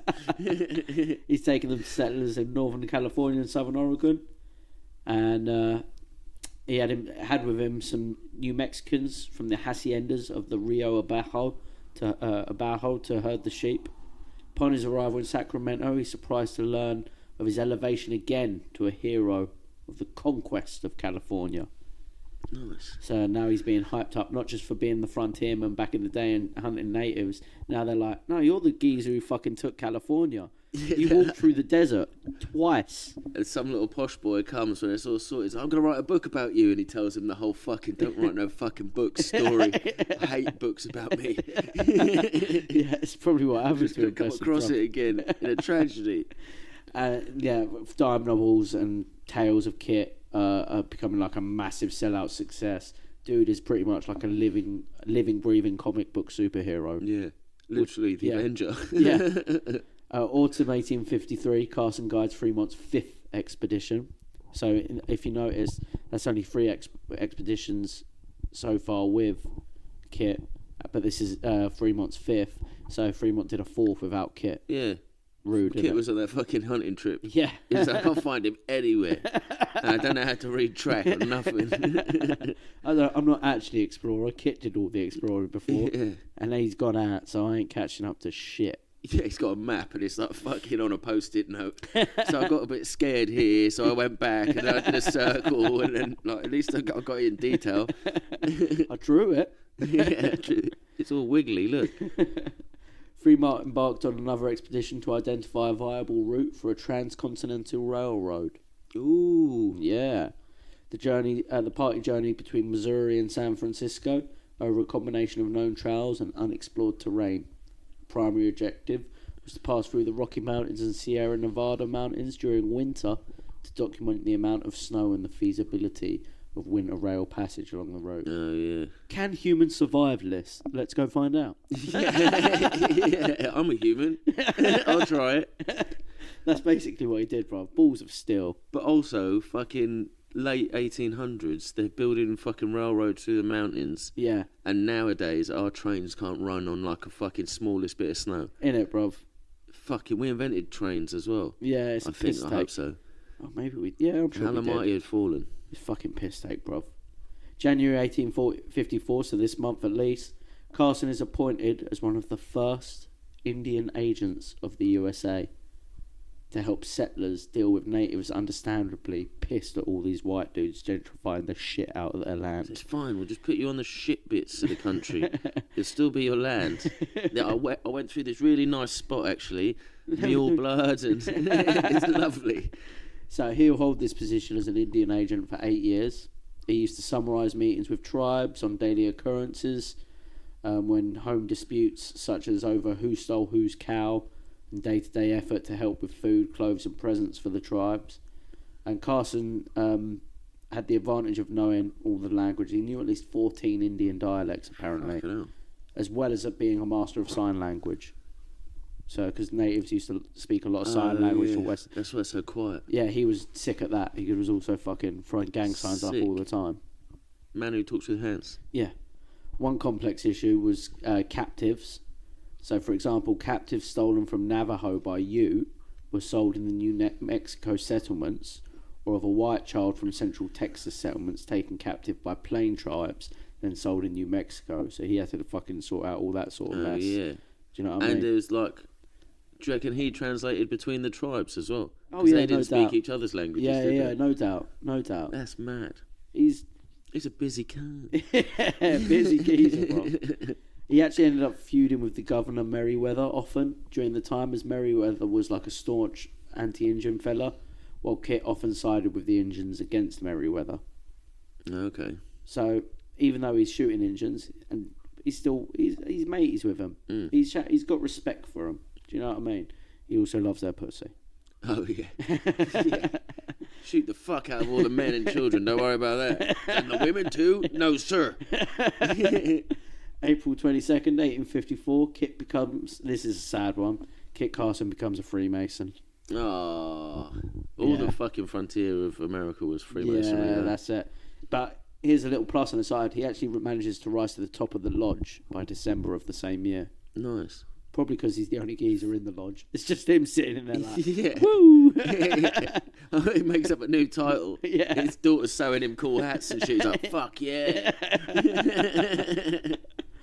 1856. If we're in 1856, the eastern half of the USA is kicking off over a little thing called Bleeding Kansas at this time. So basically what that is Missouri and Kansas is they're not sure whether Kansas is going to be, because it's one of the newer states. I think we spoke about this in another episode, where they're not sure, because it's one of the newer states, they're not sure if it's going to be slavery or non-slavery, because that's how it worked back then. Oh, yeah. Every new state would become either a slave state or a non-state, and they'd like to keep it tallied and equal. But the people were arguing over Kansas, and there was like a little bloody... It's not hot enough. White people could work out in this sun if you want. Nah, swear down. It's so hot, bruv. I'm working out in this. Yeah. And they started a little militia wars in Kansas over the time. Oh shit! So while that's all kicking off over in the eastern half of the USA, Kit Carson finds himself embroiled in a war on the west involving the Apache. Mm. This particular band of Apache had been overtly aggressive to the point that the U.S. Army had sent out lads to deal with them, in fears that these guys would team up with the motherfucking Comanches. Oh yeah. Just south of their border, because this particular Apache band and the Comanche in Texas shared a border. So the government was big scared about these boys meeting up. No one wanted it, bruv. You've got to start telling them lies about each other. Get them to fight each other instead. They sent 2 regiments of cavalry under Major James Carlton, with Kit Carson appointed as their scout and guide. Now this Carlton guy, Kit Carson and Carlton, had met in the past. Back in the day when Kit was picking up his daughter to bring him to his new ranch in Mexico, back in '48, Kit and his daughter were harassed by a band of Cheyenne, another tribe. The Cheyenne at the time didn't know that Kit spoke Indian, and they were talking amongst themselves. Talking shit. Yeah, they were talking shit, and they said we're going to kill these motherfucking two. So Kit played it cool and stalled them for as long as he could. Yeah. And then out of nowhere, it's Carlton who turns up with a bunch of military and comes to the rescue and saves Kit. Nice. Yeah, and now they're working together in '56. They're fucking chuffed, bruv. They're boys. Sick. And they track the band of Apache to this New Mexico-Colorado border, where Kit Carson picks up the signs of the tribe and the trail. Mm. And Kit said the army column would find the tribe by 2:00 in the afternoon. He's like, I've got 2:00, we're going to find these motherfuckers. Yeah. And Carlton thought Kit was chatting bare shit. So they stop for lunch 2:00 every time. We'll catch up. We'll get him there. Carlton thought Kit was chatting bare shit about calling it on the hour. He was like, look, I know you're good, bruv. Yeah. But the hour, fuck off. And he tells Kit, look, if you're right within the hour, I'll buy you a fucking beaver skin hat, bruv. Nice. Which is a big deal back then. It's a fancy, rich hat. And guess what? Kit Carson wins that motherfucking bet. Yeah, they find him on 2:00, and when they found the tribe camped in a meadow hidden between a rocky area, the soldiers attack, but most of the warriors manage to escape. Mm. And the army did manage to reclaim 50 horses, which were stolen, and a bunch of other stolen shit. Yeah, boy, get them horses back. That's it. Keep switching that juice. That's another thing as well about the natives. Yeah. About fighting them. They weren't like... There was no dishonour in retreat. No, they would just be like, fuck this. In European battles, it'd be like, no, we'll go to the last man because, like, my dick's bigger than yours sort of thing. Yeah. Like, the natives, like, turn up and then fuck off again. You're like, what the fuck just happened? Or like this one, you surprise them so that instead of fighting, they're just like, fuck you. I was having a smoke, bruv. I'm making legs. Months later after this, back at his ranch, Kit Carson receives a large box. And inside, a beautiful beaver hat with a note saying, at 2:00 from Carlton. Nice. Yeah, bruv. Classy move. Big classy move. Yeah. Class act. 1857, Carson commands a force of more than 400 Western settlers in the campaign against the Mormons in Utah. Yes, give it to the fucking idolaters. We mentioned this in episode 20, Porter Rockwell's Avenging Angel Ep. I wonder if Kit Carson was involved in that little shootout they had. Do you know when the government hire the Indians to attack the Mormons? Yeah, shit. And because who's going to speak to Indians and convince them to do? No, the government dresses Indians, don't they? The government dresses Indians and attack the Mormons. Yeah.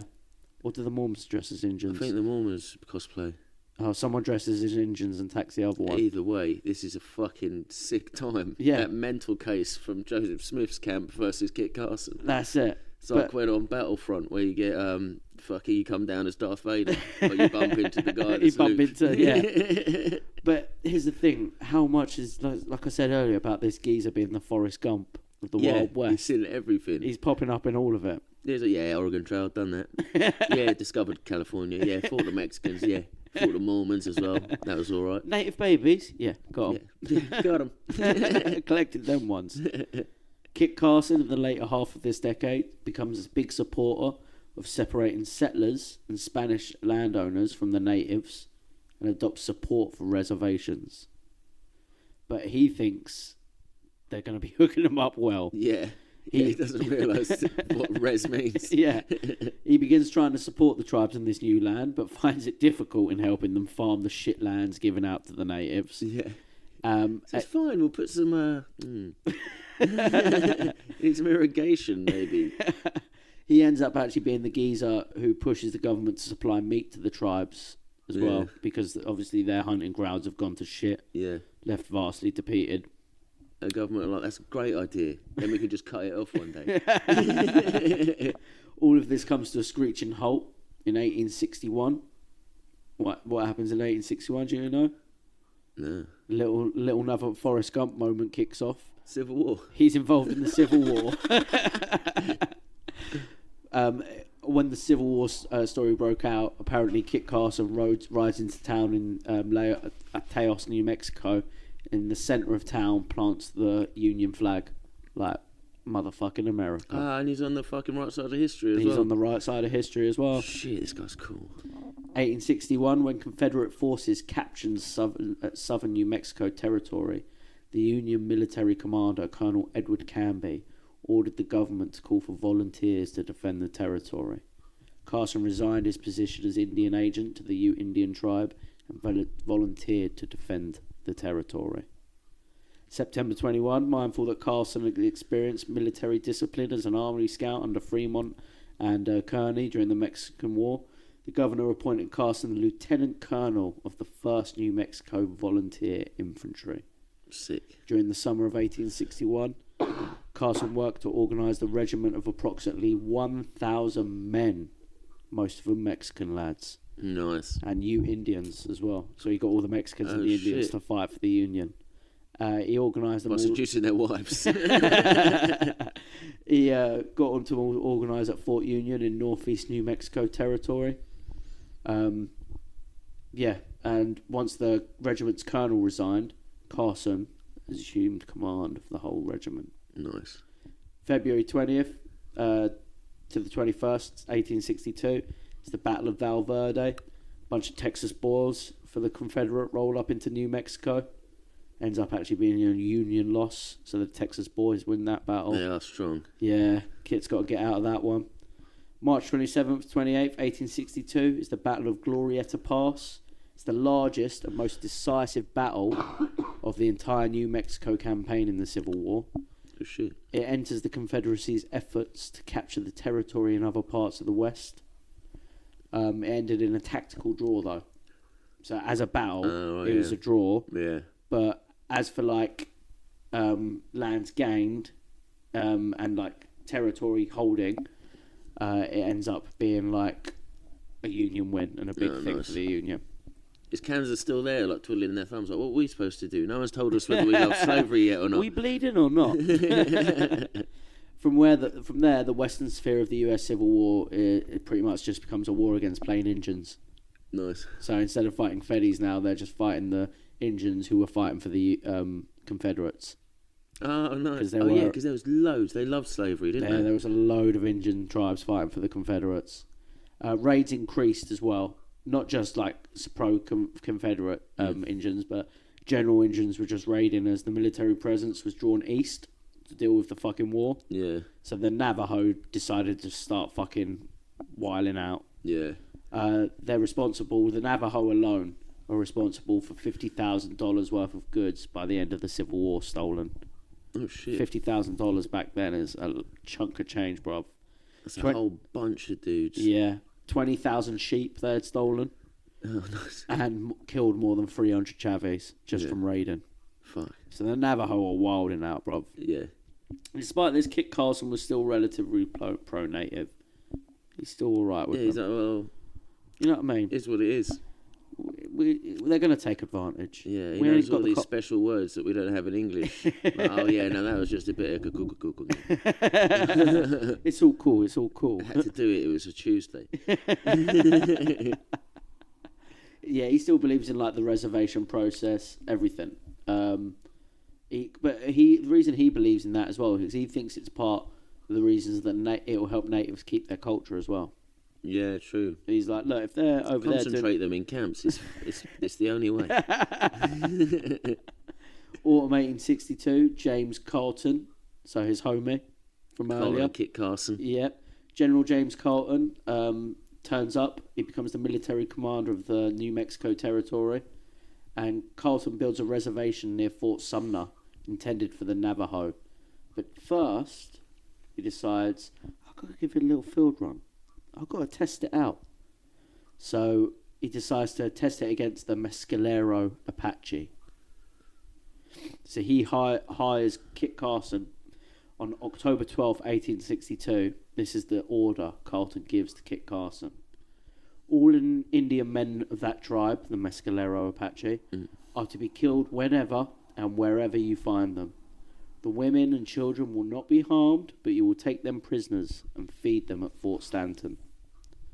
Carson said, fuck these orders. And in fact, the first 100 prisoners he makes in his hunt of this tribe are all dudes and warriors. Oh, that's a mistake, though. It's pretty honourable of him, though. Like, yeah, it's cool of him, but like, you know you what I don't mean? want all the hardest dudes. Yeah, the toughest Just move dudes. them really close to town. Kit Carson's pretty fucking good at rounding shit up and talking to the boys, and like getting them to come to the res. That's cowboy. They proper cowboy. By 1863, so that started in like October, right? By 1863, most of the surviving Mescalero chiefs have surrendered to Carson. Nice. So by the new year, he's fucking got it on lock, bro. Yeah. Only took him a winter. The army had settled the few hundred surviving Mescalero Apache Indians on Bosque Redondo, near the newly built Fort Sumner.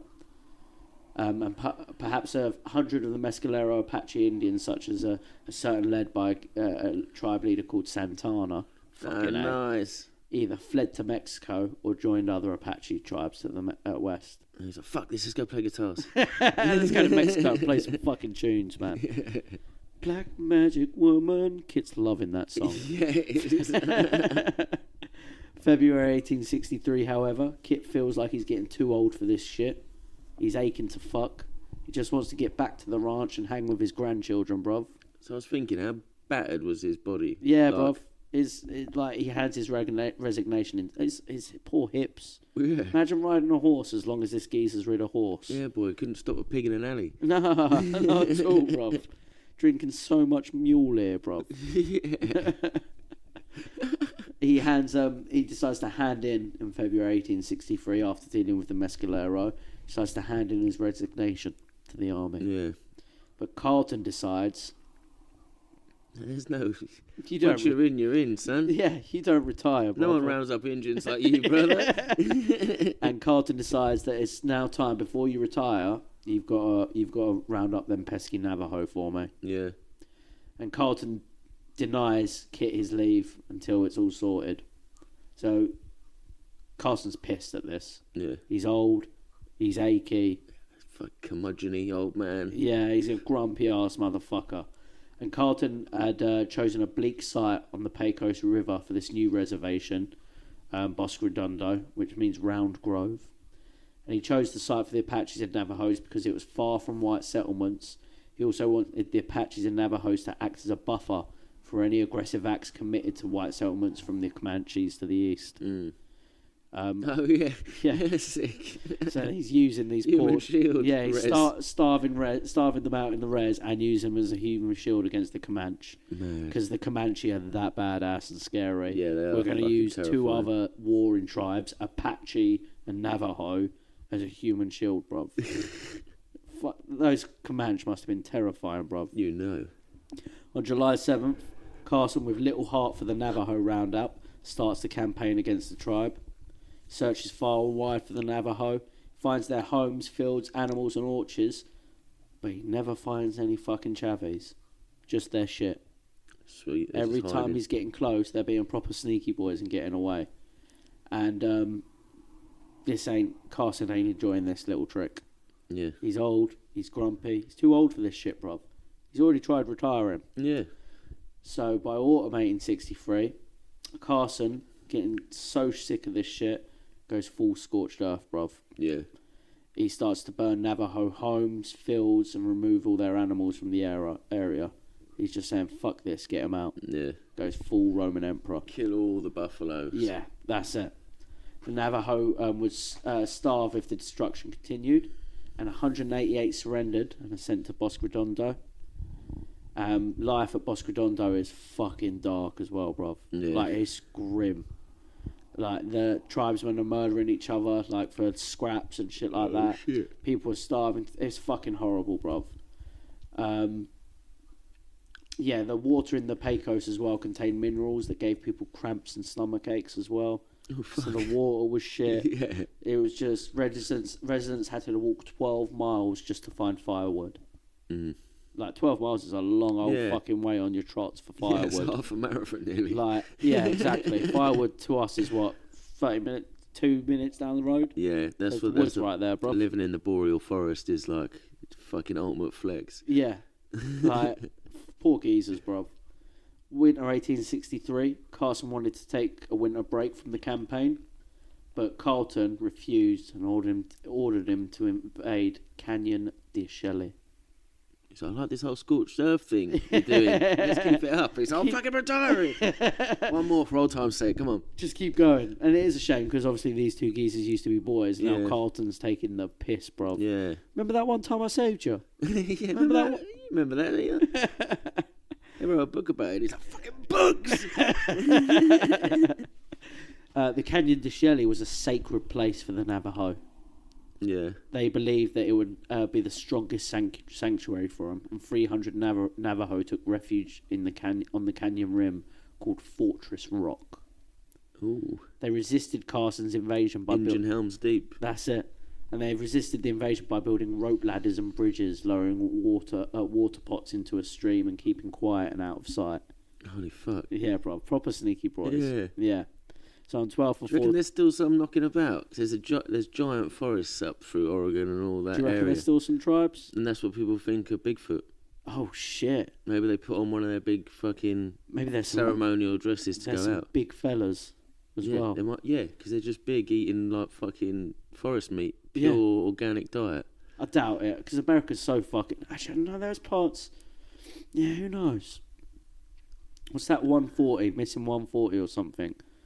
Yeah, That maybe it's just tribes. like that. Well, if people can go missing like that, there's got to be some tribes out there I'm pretty still. sure there's an X-Files episode that gave me that idea. I think. Oh, really? Yeah, it's like they mastered camouflage. Basically, they could disappear. Shit. They got that Indominus Rex Invisible shit. Yeah. 12th, 14th of January, another one of our dates for us. So the Yeah, battle boy. ends on the 14th. Ba-bam, bam, bam. Day this episode comes out. 1864. In heavy snow, Carson, so it's snowing as fuck as well in this Yeah. canyon, Carson organises him and another member of the army to both come in the canyon at different ends so they can pincer Yeah, boy. these fucking chavies in. And they march through the canyon, and this canyon had like thousands of peach trees in it as well. Oh, sick. Real nice, sweet peach trees. Carson's still on that fucking scorched earth. Commands all of the peach trees to be torn down once Yeah. they go through the canyon. Gonna move into the country and eat all the peaches. Yeah, that's it. Carson traverses the entire canyon, occasionally engaging in little skirmishes and destroying every little native camp he finds. But every little native camp he finds, it's abandoned. Yeah. There's a day behind him. They can hear him coming. Yeah, that's it. He's taking his shoes off again. The two armies, his two squads, meet up in the middle of the canyon, or towards the end of the canyon. Neither of them have encountered the main Navajo band. Yeah, shit. Yeah, by the time... So they pincered him and they're like, wait, what? we pincered ourselves. You're like saying through our fingers, boy. And yeah, the Navajo managed mainly to escape. They just fucking snuck out. Sick. Real sneaky boys, bruv. By the time Carson's men had come into the lands, the Navajo groups had already suffered attacks from Ute warriors, so they fucked off. So the Ute had already been in there. Yeah, which is fucking absolutely wild, bruv. You know. Yeah. But then some other Chavis, so Delgado, there's this tribe leader called Delgado. His followers concluded they would not be able to survive the winter after the scorched earth thing, even though they were running from the Ute. So they did end up surrendering at Fort Defiance anyway. So so they're just like, he'd already fucked the peaches and everything. So. Yeah, so they were like, fuck it, we might as well surrender. Yeah. They didn't know how shit Bosco Redondo was, so fuck. Poor them. You can take all our tribe, but you'll never find our fucking horses, you idiots. We won! We still got the juice, you'll never get the juice. March 1864, there were 3,000 refugees at Fort Canby, with 5,000 more joining later. Carson, a lot of Chavis. Carson asked for supplies to feed and clothe the Navajo, but was denied, and then was ordered to march the thousands of them walk to the new fort that they had made. Many died along the way. They cried the whole time. And those falling behind were fatally shot. In Navajo history, this horrific trek is known as the Long Walk of the Navajo. Oh, right. So there is the Walk of Tears. Trail of Tears. No, it's not the Trail of Tears, but it's the Navajo equivalent of the Trail of Tears. Yeah. The Trail of Tears was about a different tribe. This was just essentially the exact same thing as the Trail of Tears, but to the Navajo. And Kit's they shouldn't have hid their horses, and they wouldn't have to walk. And Kit's the geezer was behind that, so another fucking Forrest Gump moment for Kit. Proper. Yeah. November 25th, 1864. Carson leads his forces against the southwestern tribes at the first battle of Adobe Walls in the Texas Panhandle. Ooh. So Kit Carson was knocking about Texas. If you've ever read the book Empire of the Summer Moon about the Comanche, I haven't, but I heard loads about it. Great book. Ho Jogan. Ho Jogan talks about it a lot. The old Shogun Rogan. It's a really good chapter actually in that, the Battle of Adobe Walls. Recommended to anyone. And Adobe Walls at the time was an abandoned trading post that had been blown up by its inhabitants to prevent a takeover by hostile Indians. Combatants at the first battle. We can't have it. No one can. But they ain't getting it. Fuck you, Comanche. Combatants at the first battle were the U.S. Army and Indian Scouts against a mix-up of Kiowas, Plains Apaches, and the Comanches. Oh. All teamed up to fucking fuck the Westerns up at the Fort Adobe. Yeah, imagine you see the other tribes, you're like, it's going to be fine. Yeah. Horizon, no. Get the Oh, fuck out shit.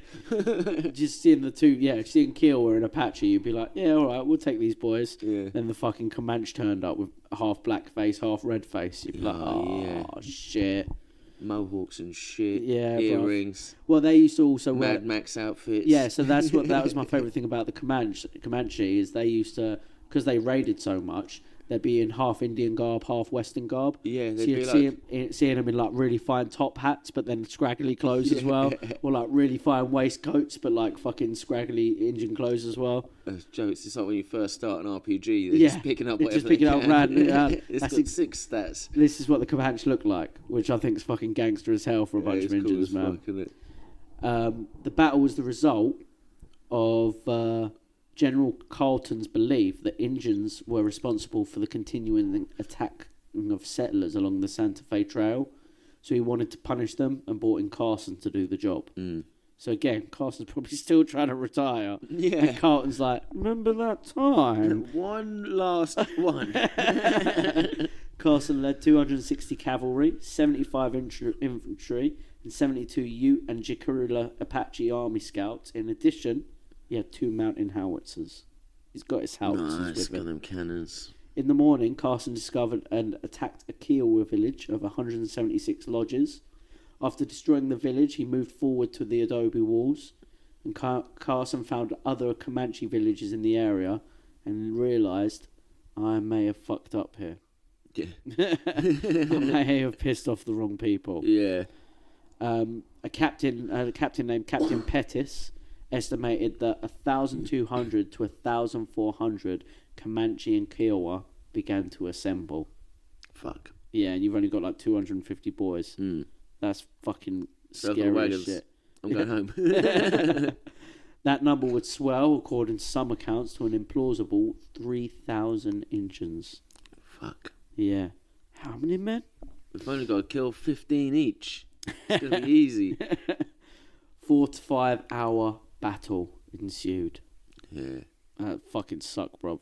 Even just having enough rounds. They might not have had 2,000 fucking shots for the muskets. No, not at all. Nowhere near. Well, this is 1864. Yeah, 64, so they still got fucking... Yeah. And even if the gun was invented, it didn't mean they got it straight away. No, definitely not. Definitely not. Half of them still would have had shit weapons. Yeah, the officers might have had something nice. Well, the Comanche are known for being fucking quick with the bow. Yeah. And they their ride horses much better than anyone. Better than anyone. So back then, the Comanche used to do a thing where they'd drop to the side of the saddle. Yeah. Or they didn't even have saddles, I don't know. But they'd like drop to the side of the horse, like hanging along the body of it. So they're using the horse as like a human shield while still firing their arrows off the side. Equine shields. Yeah. It's fucking wild, bruv. The Comanche were absolute donnies of it. Yeah, they're the Mongols of the Wild West. Yeah. Fuck fighting those dudes. Fuck fighting 3,000 of those dudes. I didn't realise they weren't short like Mexicans until recently as well. No, the Comanche were big boys. Yeah. Big boys. On top of that, I love this part of the battle. Previously, a Kiowa warrior had in the past stolen a bugle from a military raid. Oh, shit. And throughout the battle, for many battles of his life, he had learnt the army's bugle calls. Oh, fuck, so he's calling musters, like, everyone come over here. Yeah. So, like, he was mad trolling during the battlefield. So basically what would happen was like, so if a bugle would go from the US Army to saying like, fire right side or march right side. Like belay. Yeah, he'd blow and be like, no, belay that or stop. Nah, come over here, boys. And it took him like a few hours to figure out that was going on as well. Yeah. Shit. That fuck with you so bad. Good little native move, isn't Literally hacking the comms. Yeah, innit? Back then. And then, funny word, obviously the Navajo code talkers. Oh, yeah. Shit. They started hacking. They did start hacking. Ancient hacking, bruv. When Carson ran low on ammunition and howitzer shells, he ordered his men to retreat to a nearby Kiowa village, where they burned the village and many fine buffalo robes. His Indian scouts killed and mutilated 4 elderly and weak Kiowas. Adobe Walls, Texas was Carson's last military engagement and ended inconclusively, which basically means ended as a retreat. The Comanche fucked everyone up. Yeah. Pretty and they're much. too shy to say it because they're not Indians. Yeah, exactly that. 3 of Carson's men died and 21 were wounded. And according to historians, more than 100 Comanche lost their lives and 200 wounded.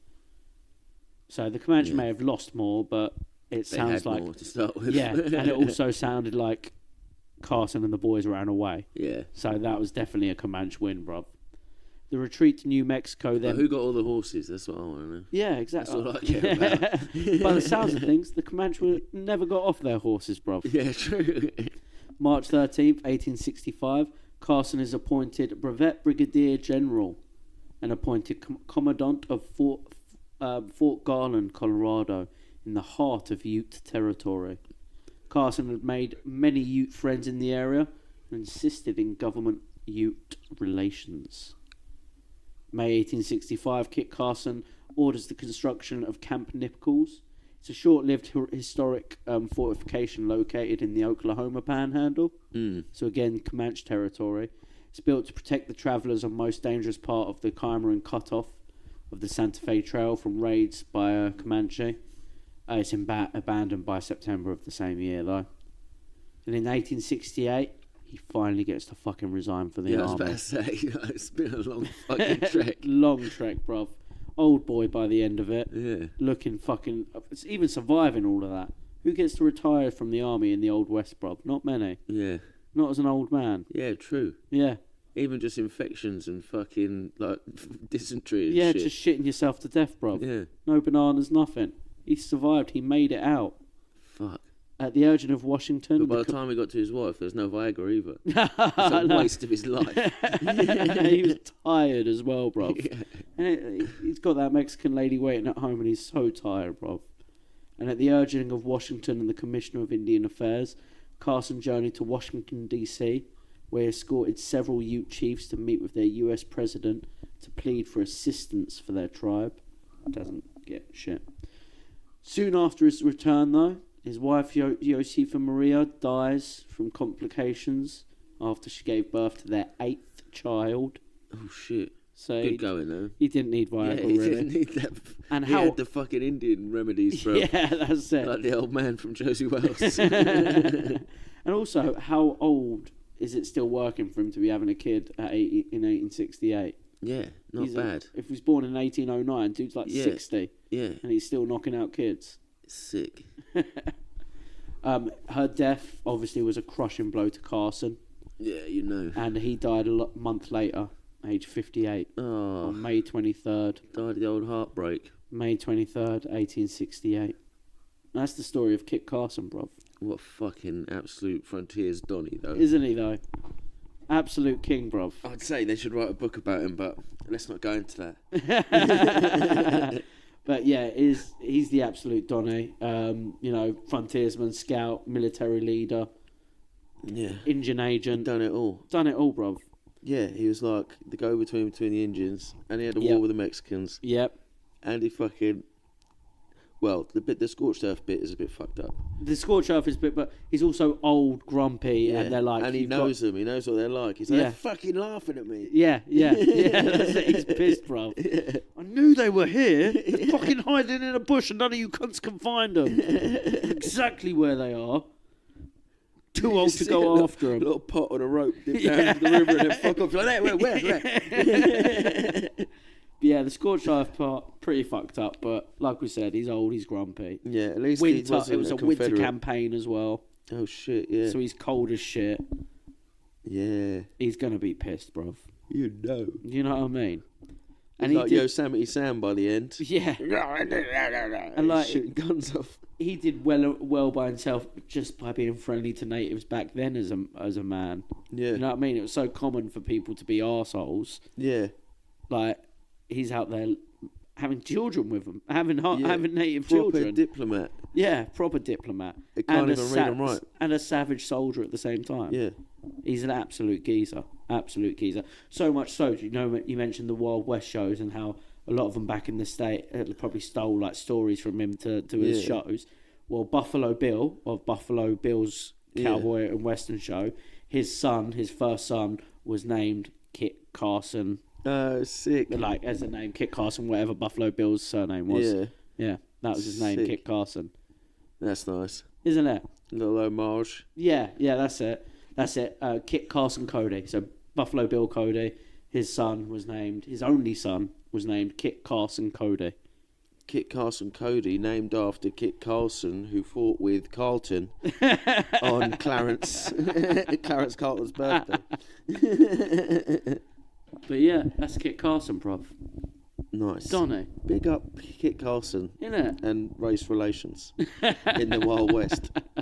So we went from fur trapping to American Civil War thing to... Fur trapping to mapping out the Oregon Trail to conquering California to ranching to Indian agent to Indian rounder-upper to making them cry on a walk. Yo. Do you know what I mean? He's done it all. And I missed out the Civil War and all that as well. Yeah, didn't even go into I didn't even mention detail. the Civil War. Yeah. He is the most Western man of the West. Yeah. And he went the furthest west. He as far west as you can fucking go. Dude saw the Pacific Ocean in San Diego. Yeah, he's like maybe one of the first people ever. Yeah. Well, first white people at least. Fucking wild, isn't it? Yeah. Absolute hero. I think as well, some people argue that he's like the prototype for the Texas Rangers. The first Adobe Walls made people be like, oh, yo, we got to get some boys up to deal with these Comanche. Yeah, and true. so much so, I remember ages ago, we mentioned him a second, old Rogan. He had in his old studio a big blown up picture of Kit Carson. Oh, cool. Kit Carson, absolute Donny, bro. You know.